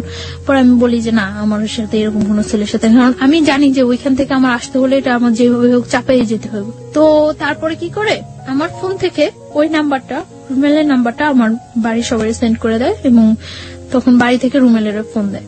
ফোন দিয়ে রুমেলের বলে যে তুমি কি জানো ওর যে আগে একটা বিয়ে হয়েছিল? মানে আমার বাড়ি থেকে ইয়েটা ছিল এরকম যে আমার আগের হাজবেন্ডের সাথে কাট করে এখান থেকে আমাকে একেবারে নিয়ে যাবে, এবং নিয়ে যাওয়ার পরে যে আমি বাহিরে যাই, কিছু বাহিরে ইয়ে করে আসবো, আসার পর এস্টাবলিশড ভাবে ইয়ে করার জন্য। কিন্তু আমার খালতো ভাই ওটা ইয়ে করে যে ওই ছেলেটা পড়াশোনা করে না, বা দেখতে ইয়ে না, দেখতেও ততটা ইয়ে না, রুমেল ঢাকার ছেলে, তার জন্য সব দিক দিয়ে ওকে ডিসলাইক করানো, মানে যা করা লাগে সেটা করেছে। আর আমার খালতো ভাইটা সবাই খুব পছন্দ করে, আমার ফ্যামিলি ছাড়াও সবাই খুব পছন্দ করে ওরে। আমি ওরা অনেকবার রিকোয়েস্ট করছিলাম যে তুই বাড়িতে পড়বি না। ও কি করছে, বাড়িতে যা ফোন নাম্বারটা দিয়ে দেওয়ার পর রুমেলের ফোন করছে। আমার মা ফার্স্ট ফোন দেওয়ার পর, রুমের ফোন রিসিভ করার পরে বলতেছে আমি মানে আমার আগের হাজবেন্ডের বলতেছে যে আমি ওই লোকটার শাশুড়ি। তো অবাক হয়ে গেছে যে কি বলতেছে। তো ও মা বলে কথা বলছে, কথা বলার পরে মানে আমার বাড়ি থেকে বলে দিচ্ছে যে আমি ম্যারিড। তো আমার জিজ্ঞাসা করছে যে তুমি কি সত্যি ম্যারিড? পরে আমি বলছি না, আমি ম্যারিড না। কখন আমি বিশ্বাসই করি না যে আমি বিয়ে করছি, বা আমার এরকম আমার ইয়ে ছিল যে ওরা আমি সবকিছু একদম সুন্দরভাবে বুঝায় বলবো। এইভাবে বললে তো পরে বলতেছে যে সত্যি তুমি ম্যারিড না। আমি একটু গিয়েছিলাম যে আমি যে কাজটা করিনি আমার পক্ষ থেকে, এটা রিলিজিয়াস পার্সপেক্টিভে এটা বিয়ে না, এটা হওয়া সম্ভব না, এবং কোনোভাবেই আমার মনের মধ্যে এইটুকু গিয়েছিল যে আল্লাহ আমাকে কখনো এর জন্য শাস্তি দিব না, কারণ আমি তো ইচ্ছাকৃত ভাবে কিছু করিনি। তো বলছে আচ্ছা ঠিক আছে। পরে আমি পরদিনই আমি বাড়ি থেকে খুব তোড়জোড় করে আমি ঢাকা আসতেই হবে, পরদিনই আমি চলে আসি ঢাকা। এক কথায় পালাই চলে আসি ঢাকা, বাড়ি থেকে পালাই চলে আসি, দুপুরবেলা পালাই চলে আসি। আসার পর পরদিন সকালে আসি। আসার পরে আমার মনের মধ্যে কেনই যেন একটা এক্সট্রা সাহস হয়ে গেছিল যে আমি তো এই কাজটা করিনি, তো আমি অন্তত আল্লাহর সাপোর্টটা তো কম। তো আমরা তখন বলতেছো মিথ্যা হলে কিন্তু তুমি পাগল হয়ে যাবে, এটা হইব ওইটা, কিচ্ছু হবে না, আমার কিচ্ছু হবে না। এইভাবে বলি নেই যে আমার বিয়ে হয়নি, আমি ওরে বলছি যে না আমি কাউকে বিয়ে করি নাই। Okay, this is the note of line. ও বলেছেন আমি কাউকে বিয়ে করি নাই। আমি কিন্তু এটা বলতে পারতাম যে আমার বিয়ে হয়নি, আমি কিন্তু এটা বলিনি। আমি বলছি যে আমি কাউকে বিয়ে করি নাই, কারণ আমি ওই রেখে দিছি যাতে আমি ওরে বলতে পারি পরে। তারপর ও বিলিভ করার পর আমার হোস্টেলে উঠায় দেয়। ওই দিনই হোস্টেলে উঠায় দেওয়ার পরে আমি তখন আমার কলেজ অফ, পড়াশোনা থেকেও আমি অনেকটা ইয়ে হয়ে গেছি। আমি তো ওর সাথে ঘুরতেছি, ইয়ে করতেছি, খুব এনজয় লাইফে। মানে ওরা আমার মতো হ্যাপি পারসন নাই। ও মানে এতটা ভালো হয়ে গেছে, ওর আগে যে অ্যাডিক্টেড ছিল, নেশা করতো, ওগুলো সব ছাড়িয়ে দিতেছে। কি নিত আমাকে একটু বলেন তোর সম্পর্কে, ও কি ধরনের নেশা করতো? ও আগে ইয়াবা নিত। ইয়াবা নিত। এমনিতে ও সব প্রকার নেশা করার ওর অভ্যাস আছে। আচ্ছা, আর এমনিতেই ওর যেটা বলছিলেন যে সন্ত্রাসী টাইপের ছিল, মানে কোনো ঝামেলা ছিল? হ্যাঁ, ও বলছিল আমারে যে ওর আউটসাইডে কিছু প্রবলেম আছে। সেগুলো কি আপনি জানেন? হ্যাঁ, আমি জানি। ওকে, মানে you want to share with us or not? আপনি শেয়ার করতে চাচ্ছেন না? আমরা ধরে নিচ্ছি ও যাকে ভালোবাসে রোমেল, সে এমন একটা জগতের সাথে জড়িত যেটার সাথে আসলে সাধারণ মানুষের ভালো চোখে দেখার কথা না, কিন্তু ও যে জায়গাটা থেকে রোমেলকে দেখে সেই জায়গাটা অনেক পবিত্র একটা জায়গা। আমরা সেই জায়গাটা থেকে দেখতে চাই রোমেলকে, এবং ও চেষ্টা করে যাচ্ছে রোমেলকে ভালো করার জন্য, এবং রোমেলও সেই জায়গাটা থেকে ভালো হওয়ার জন্য নিজেকে পরিবর্তন করার চেষ্টা করছিল। আমরা এই পজিটিভ জিনিসটাকে হাইলাইট করতে চাই। চলুন, তারপর তো দেখা যেত আগে প্রচুর পরিমাণে স্মোক করতো। যখন আমার সাথে এরকম ডিপ রিলেশন যাচ্ছে, ও তখন দিনে 2-3টা সিগারেট খাচ্ছে, মানে তাও আমাকে বলে বলে খাচ্ছে। না, আমি চাচ্ছি যে ওর লাইফটা আমি এইভাবে করে দেব যাতে ও কখনো এটা করতে না পারে যে আমি আগে একটা বিয়ে হয়েছে তার জন্য ও আনহ্যাপি না। আমার সবসময় চিন্তা থাকতো যে আমি যদি কোনো একটু ভালো করি তার চেয়ে বেটার যাতে ও করতে পারে। আমি সবসময় এটা ফিল করতাম যে আমার ফ্যামিলিটা আমার কাছে ফ্যামিলি না, ওর ফ্যামিলিটা যাতে আমার কাছে ফ্যামিলি। আপনাকে তখন খরচটা দিত কে? আমার কাছে আমি বাড়ি থেকে আসার সময় কিছু টাকা ছিল, তারপর ও বিয়ার করতো। এখানে আমি ও টাকাটা পেত করতে? হ্যাঁ, ওর টাকাটা ওর অনেক রিচ ফ্যামিলি। কয় ভাই বোন ছিল ওরা? এক ভাই এক বোন। ও একা ছিল? একা ছিল। বাবা কি করতেন? বাবা মারা গেছে। সো ও কি বড় ছিল? ও ছোট ছিল, বোনের বিয়ে হয়ে গেছে। বুঝতেই পারছেন তার জন্য টাকা ম্যানেজ করা কোনো ব্যাপার না। আচ্ছা, ঠিক আছে। তারপরে আপনি হোস্টেলে থেকে পড়াশোনা করতেন? হ্যাঁ, পড়াশোনাটা তখন আমার অফ আছে, আমার কলেজ অফ। রেজাল্ট হয়ে গেছে। রেজাল্ট হওয়ার পর আমার রেজাল্ট খুব ভালো হয়েছে, আমি মেডিকেলের মধ্যে সেকেন্ড পজিশনে আসছি। এত কিছুর পরেও সেকেন্ড পজিশনে আসছি। আমরা বারবার একটু ইন্টারাপ্ট করছি কারণ যে আপনার ফার্স্ট যিনি জোর করে আপনাকে বিয়ে করলেন, ওনার অ্যাক্টিভিটি ওই সময় কি ছিল? উনি কি করছেন? উনি তখন ফোন দিচ্ছে, ফোন দিয়ে এটা ওটা বলছে, করছে, বাট কখনো আমার সামনে আসছে না। রোমেলকে ট্রাই করেছে? রোমেলকে ফোন দিয়ে কথা বলেছে? না, আমার ফোনে ফোন দিয়ে কথা বলছে।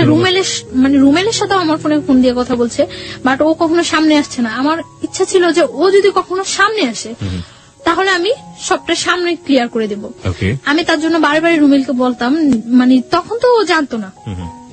তখন ওই ছেলেটা বলতো তখন আমি তো বলিনি, ওই ছেলেটা বলতো। তখন আমি বলতাম যে আচ্ছা, ওই ছেলেটা তুমি সামনে আসতে বলো। সামনে আসার পরে আমি বুঝছিলাম যে ওই ছেলেটা যদি সামনে আসার পরে আমি সব ক্লিয়ার। আপনারা খুব সুন্দর একটা সময় পার করছিলেন দুজনে মিলে। হ্যাঁ, ওখান থেকে শুরু করতে চাই। হ্যাঁ, খুব সুন্দর যাচ্ছিল। এর মধ্যে আমি রোজার ঈদে আমি বাড়ি যাই। বাড়ি যাওয়ার পর আমার ফ্যামিলি থেকে একটা প্রেশার ক্রিয়েট হয়। তো একদিন ওর সাথে আমি ফোনে কথা বলতেছি, কথা বলার সময় একটু ঝগড়া হচ্ছে। তো ঝগড়া হচ্ছে আমি ওরা বলতেছি যে নিজের ওয়াইফের সম্মান দিতে পারো না, কথাগুলো বলতেছি। আমার আম্মু আরেক রুম থেকে শুনতেছে, আমি জানি না যে শুনতেছে। তো আমার আম্মু আমার জিজ্ঞাসা করলো যে কি ব্যাপারটা কি। পরে আমি চুপচাপ ছিলাম। তো চুপচাপ থাকার পর আম্মু আমাকে অনেকক্ষণ বকাবকি করলো। তো আমি পরে ওরে ফোন দিছে, আমি বলতেছি যে তোমার জন্য আমি আজকে এতগুলি বকা শুনলাম। পরে ও আমার মার ফোনে ফোন দিছে আমার মা বলতেছে যে ব্যাপারটা কি আসলে তোমাদের। তো আমার মাকে বলতেছে যে আপনারা কেউ ওর সাথে খারাপ বিহেভ করবেন না। পরে বলতেছে তুমি এই কথা বলতেছো না? তো ও বলতেছে যে ও আমার ওয়াইফ, আপনারা ওর সাথে কেন খারাপ বিহেভ করবেন? তো আমার মা বলতেছে ও যে তোমার ওয়াইফ, এটা কাগজপত্র আছে তোমার কাছে?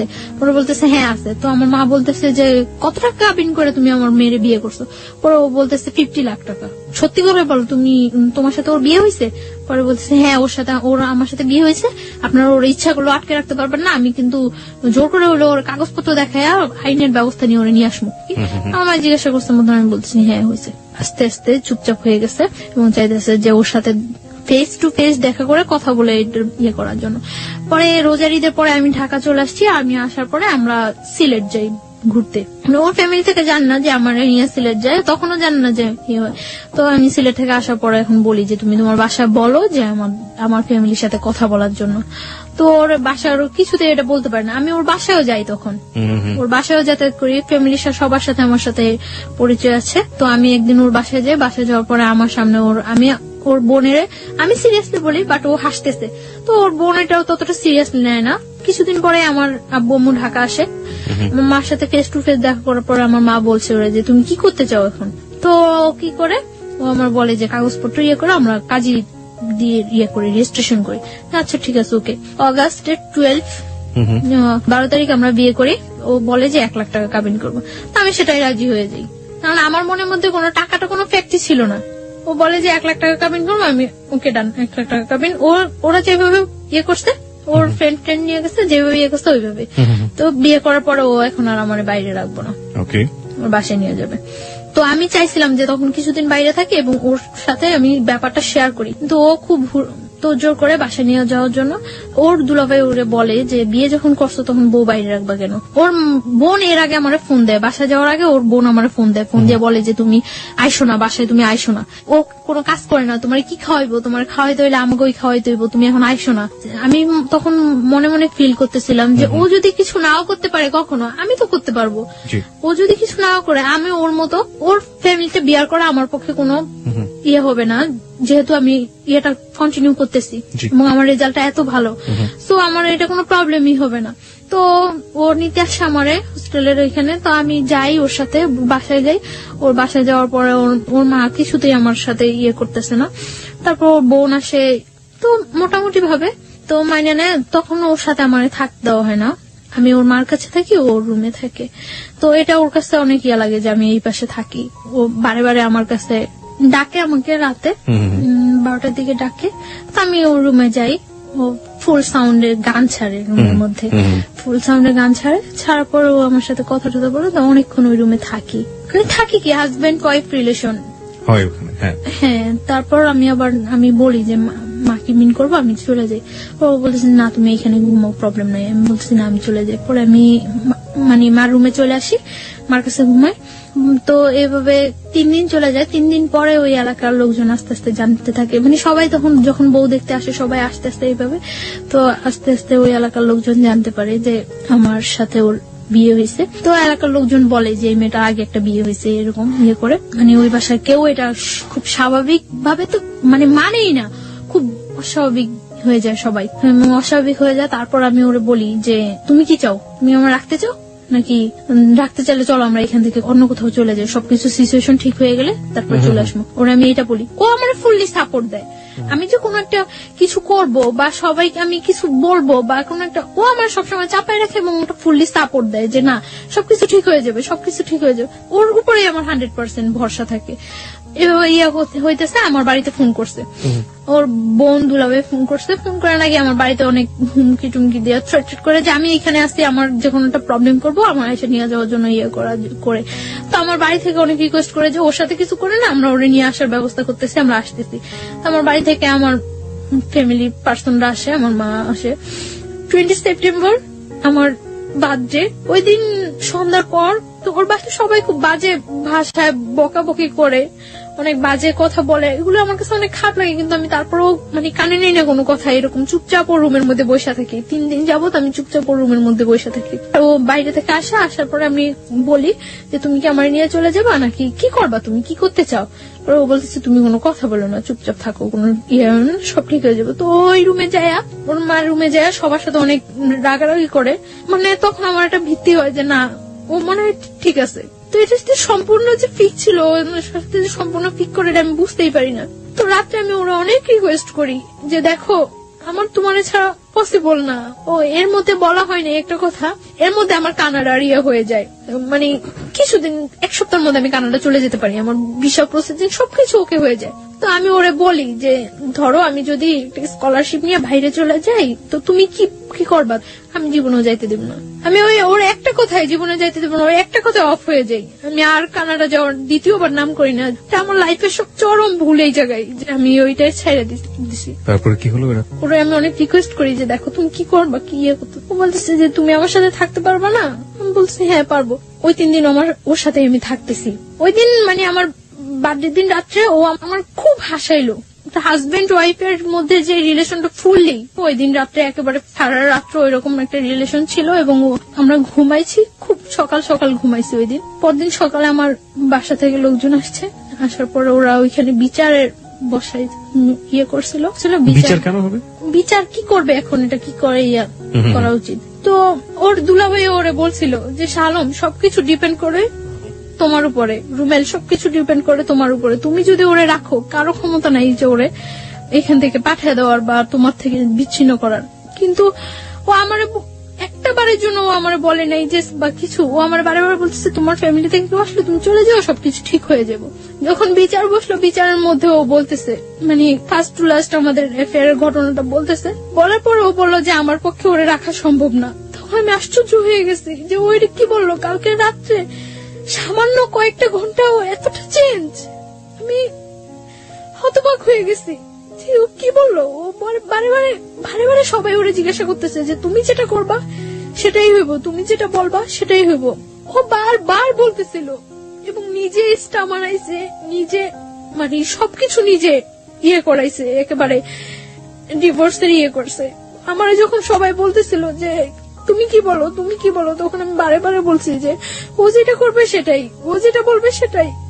আমি বারবার চাইছিলাম যে ও একটা কথা বলুক যে না আমি ওরে বিয়ে করছি, ওরে আমি লাভ করে ওরে আমার পক্ষে ছাড়া সম্ভব না, কিন্তু ও এই কথাটা বলে নাই।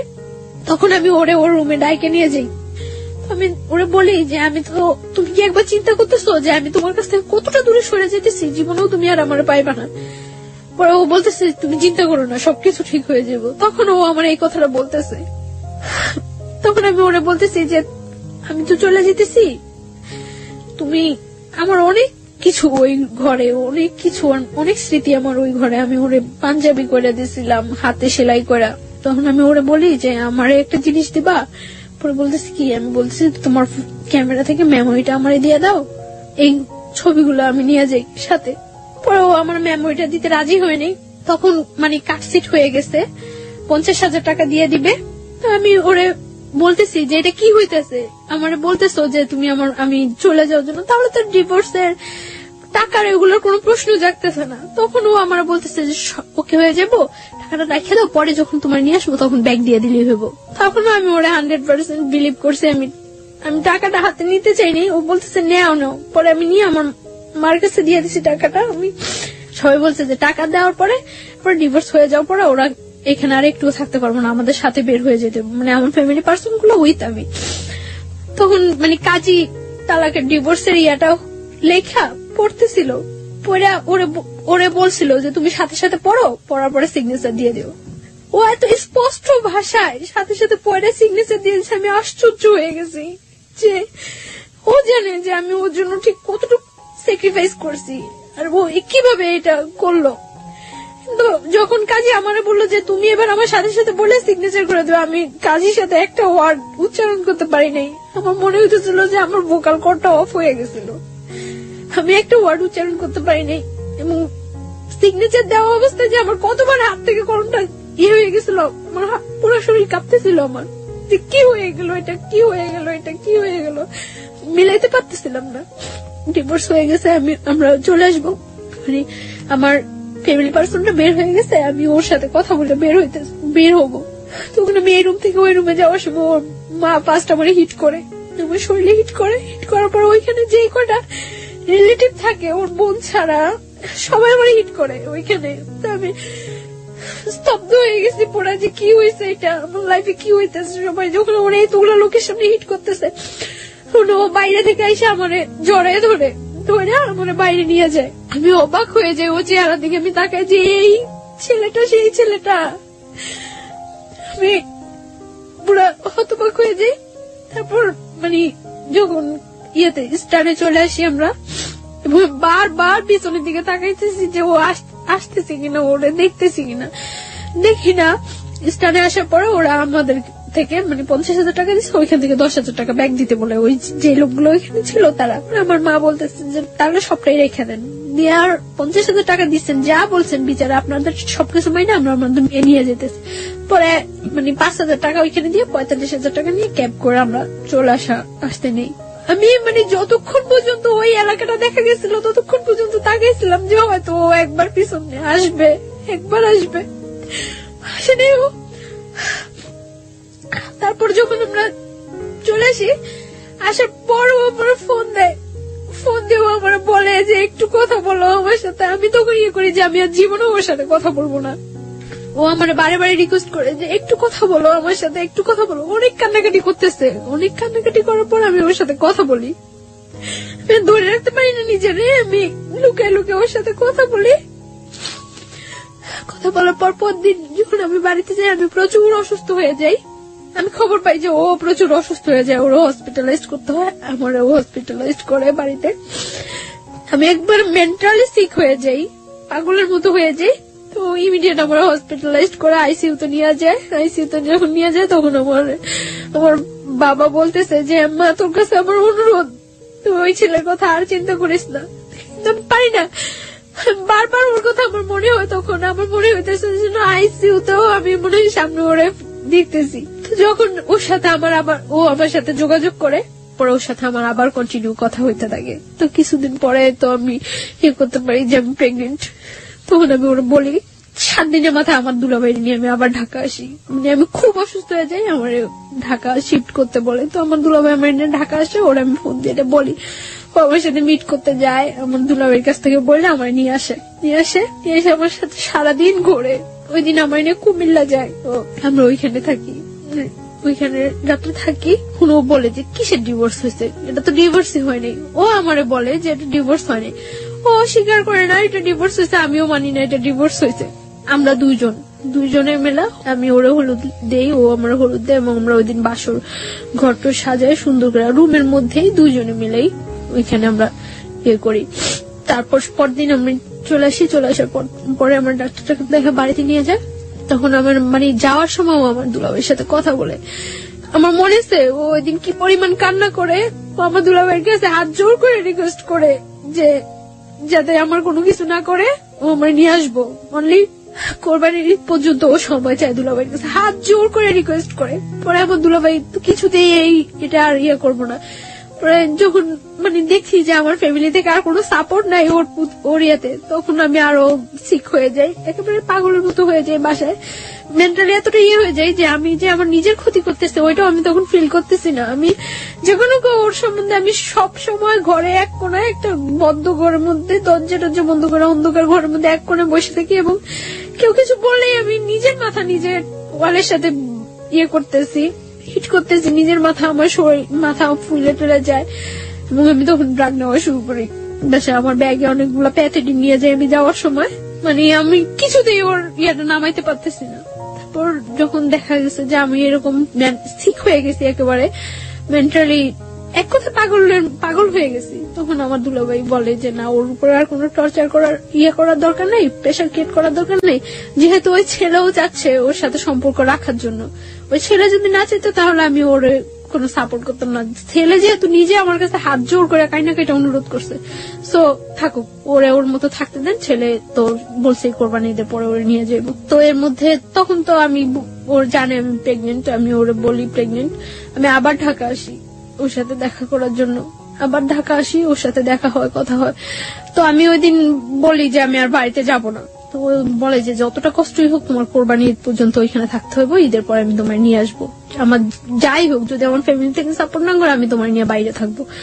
তো এই কথা হয় ওর সাথে। তারপর এভাবে চলতে থাকে কোরবানি ঈদ পর্যন্ত। আমি ওর সাথে কন্টিনিউ কথাবার্তা বলি। এর মধ্যে আমার মাও মাঝে মাঝে ওর সাথে কথা বলে জিজ্ঞাসা করে যে তুমি কি করবা, কেন তুমি এইভাবে সম্পর্কটা আগে নিতেছো, যা হয়েছে ওইখানেই ফিনিশ করে দিতা। তো ও বলতেছে না মা, আমার পক্ষে ওরে করা সম্ভব না, আমি ওরে নিয়ে আসবো। তখন আমার মা ওরে বলতেছে তুমি ওরে নিয়ে আসবা, হয়তো দেখা গেছে 2-4 মাস তুমি ওরে নিয়ে থাকতেছো, তারপরে তোমার ফ্যামিলির কেউ তোমার করলো, তুমি তোমার ফ্যামিলির টানে চলে যাবে, আবার তখন ওর কি হইব।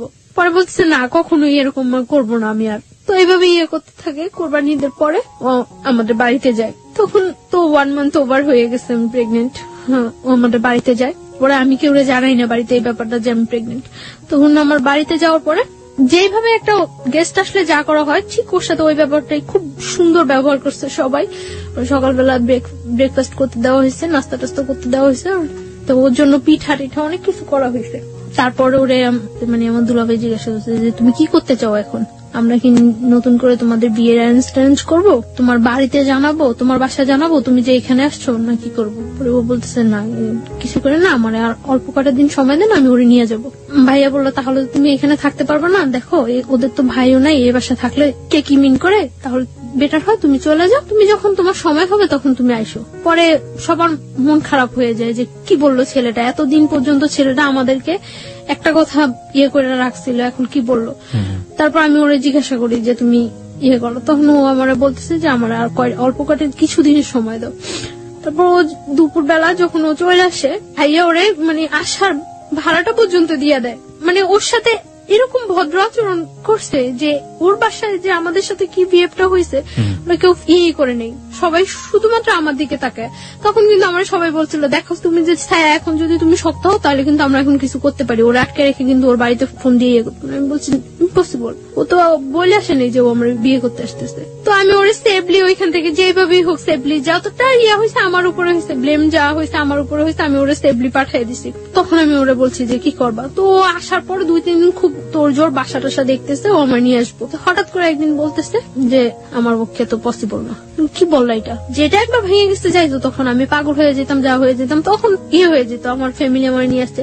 এখন তুমি এটা কি বললা? পরে আবার বলতেছে যে না ঠিক আছে। তো এখন তো দিন যাইতেছে, আমার বাসায় জানাজানি হয়ে যায় যদি যে আমি প্রেগনেন্ট, তাহলে তো একটা প্রবলেম।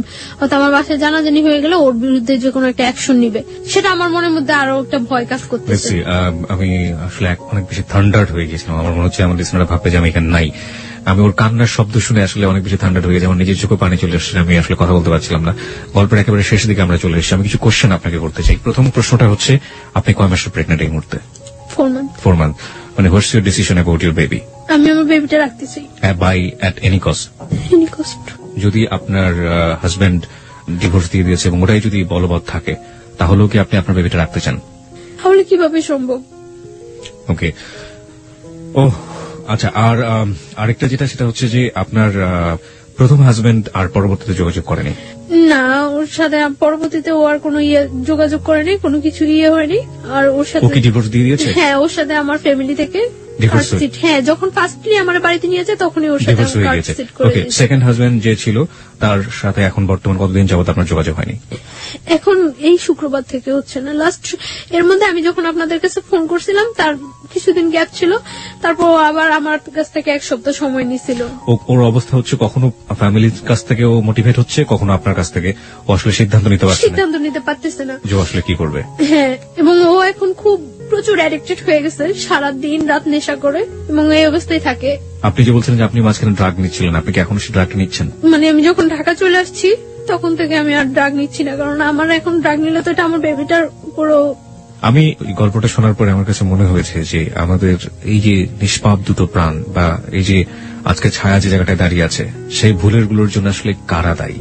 প্রথমত তার ফ্যামিলি, এবং দ্বিতীয়ত হচ্ছে যে ছেলেটা বিয়ে করলো তার ফ্যামিলি।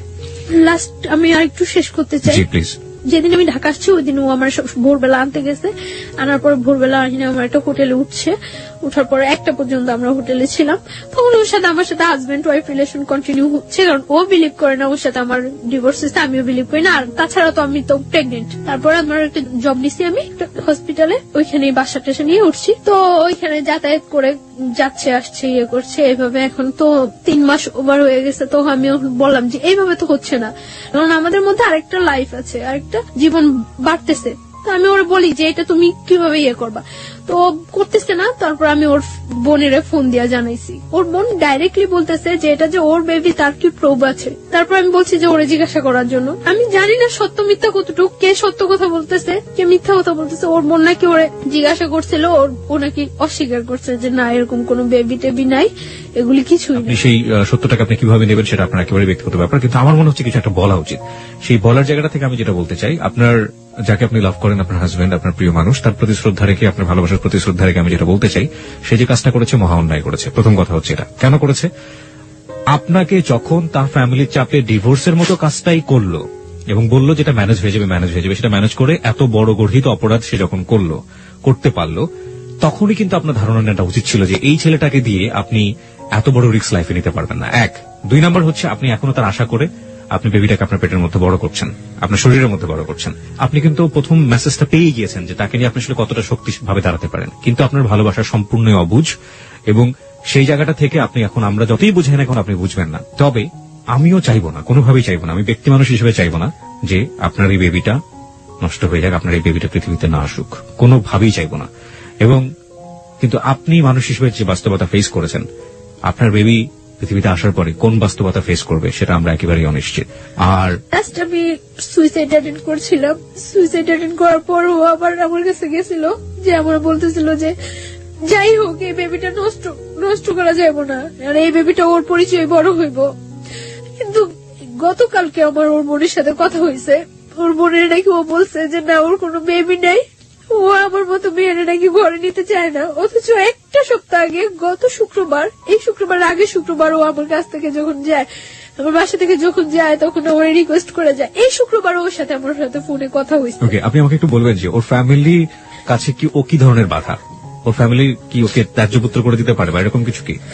আমি জানি না ওর ফ্যামিলি থেকে ওরা কি করবো না করবো, আমি এটা করতে পারি না। তবে আমার মনে হয় না কোনো মা কোনো বোন চায় যে তার ভাইটা বা তার সন্তানটা কষ্টে থাকুক, এটা কেউ চায় না। আমি জানি ও আমার অনেক লাভ করে এবং আমার জন্য, ওই যে বললাম না, এখন 24 ঘন্টা ও শুধু নেশা করে, 24 ঘন্টা। শুধু এটাই বলতে চাই যে যেই ছেলেটা এতটুকু পরিমাণে করে, এটা বোঝা উচিত যে সে আমার কতটুকু লাভ করে। শুধু সে একটাই, আমার কাছে ওর একটা চিঠি আছে যে ও যাওয়ার আগে রেখে গেছিল আমার বাসায়। চিঠিটা কি আছে আপনার কাছে এই মুহূর্তে? Give me that letter. আচ্ছা, আপনার অনুমতি পেলে আমরা চিঠিটা পড়তে পারি, রাইট? ওকে, এই চিঠিটা দিয়ে আমাদের গল্পটা শেষ হবে। আমি চিঠিটা পড়তে চাই। ও লিখেছে হচ্ছে আমাকে, প্রথমটা ছিল আমাকে ভুল বুঝো না, ভালোবাসি। তারপর লিখেছে জান জানো আমার সারাটা জীবন কান্না করে কাটাতে হবে। আমি জানি যা করছি সব ভুল, কিন্তু আমি কি করব? মা বোন পাড়া প্রতিবেশী একদিকে, তুমি একদিকে, কি করব জানি না। আমার কপালে হয়তো লেখা ছিল সারা জীবন তুমি আমার থাকবে, কিন্তু সেটা আর হলো না। আল্লাহ যা করে ভালোর জন্য করে, ভালো থাকবা, ঠিকমতো চলাফেরা করবা, নিজের যত্ন নিবা। আর আমি নেশা করতে করতে হয়তো কোনো রাস্তা বা মেডিকেলে থাকবো, মৃত বা জীবিত। এটাই আমার জীবন। চোখের পানি আটকাতে পারিনি, তাই তোমার খাতাটা নষ্ট হলো। হ্যাঁ, এবং সেটা ঠিকই আছে। ও যেটা বলেছে যে খাতার এক পাশটা অনেক ভিজে গিয়েছে। খাতা মানে হচ্ছে আসলে যে পেজটাতে লিখেছে সেটা অনেকটা ভেজা, এবং ভেজার কারণে কলমের কালিগুলো নষ্ট। চলে গেলাম, ভালো থেকো, আই লাভ ইউ। আচ্ছা, আরো অনেক অনেক কথা লিখেছিল, লাভ ইউ টু। আচ্ছা, অনেক অনেক অনেক, কোনো ভুল করলে ক্ষমা করো। তোমার ভালোবাসা সেটা সারা জীবনও ভোলার মতো না। এক জীবন, 2 জীবন, 3 জীবন, শত শত জীবন পেলেও ভুল বোঝো না, শুধু তোমাকে চাই, তোমাকে চাই। আই লাভ ইউ জান, সোনা পাখি।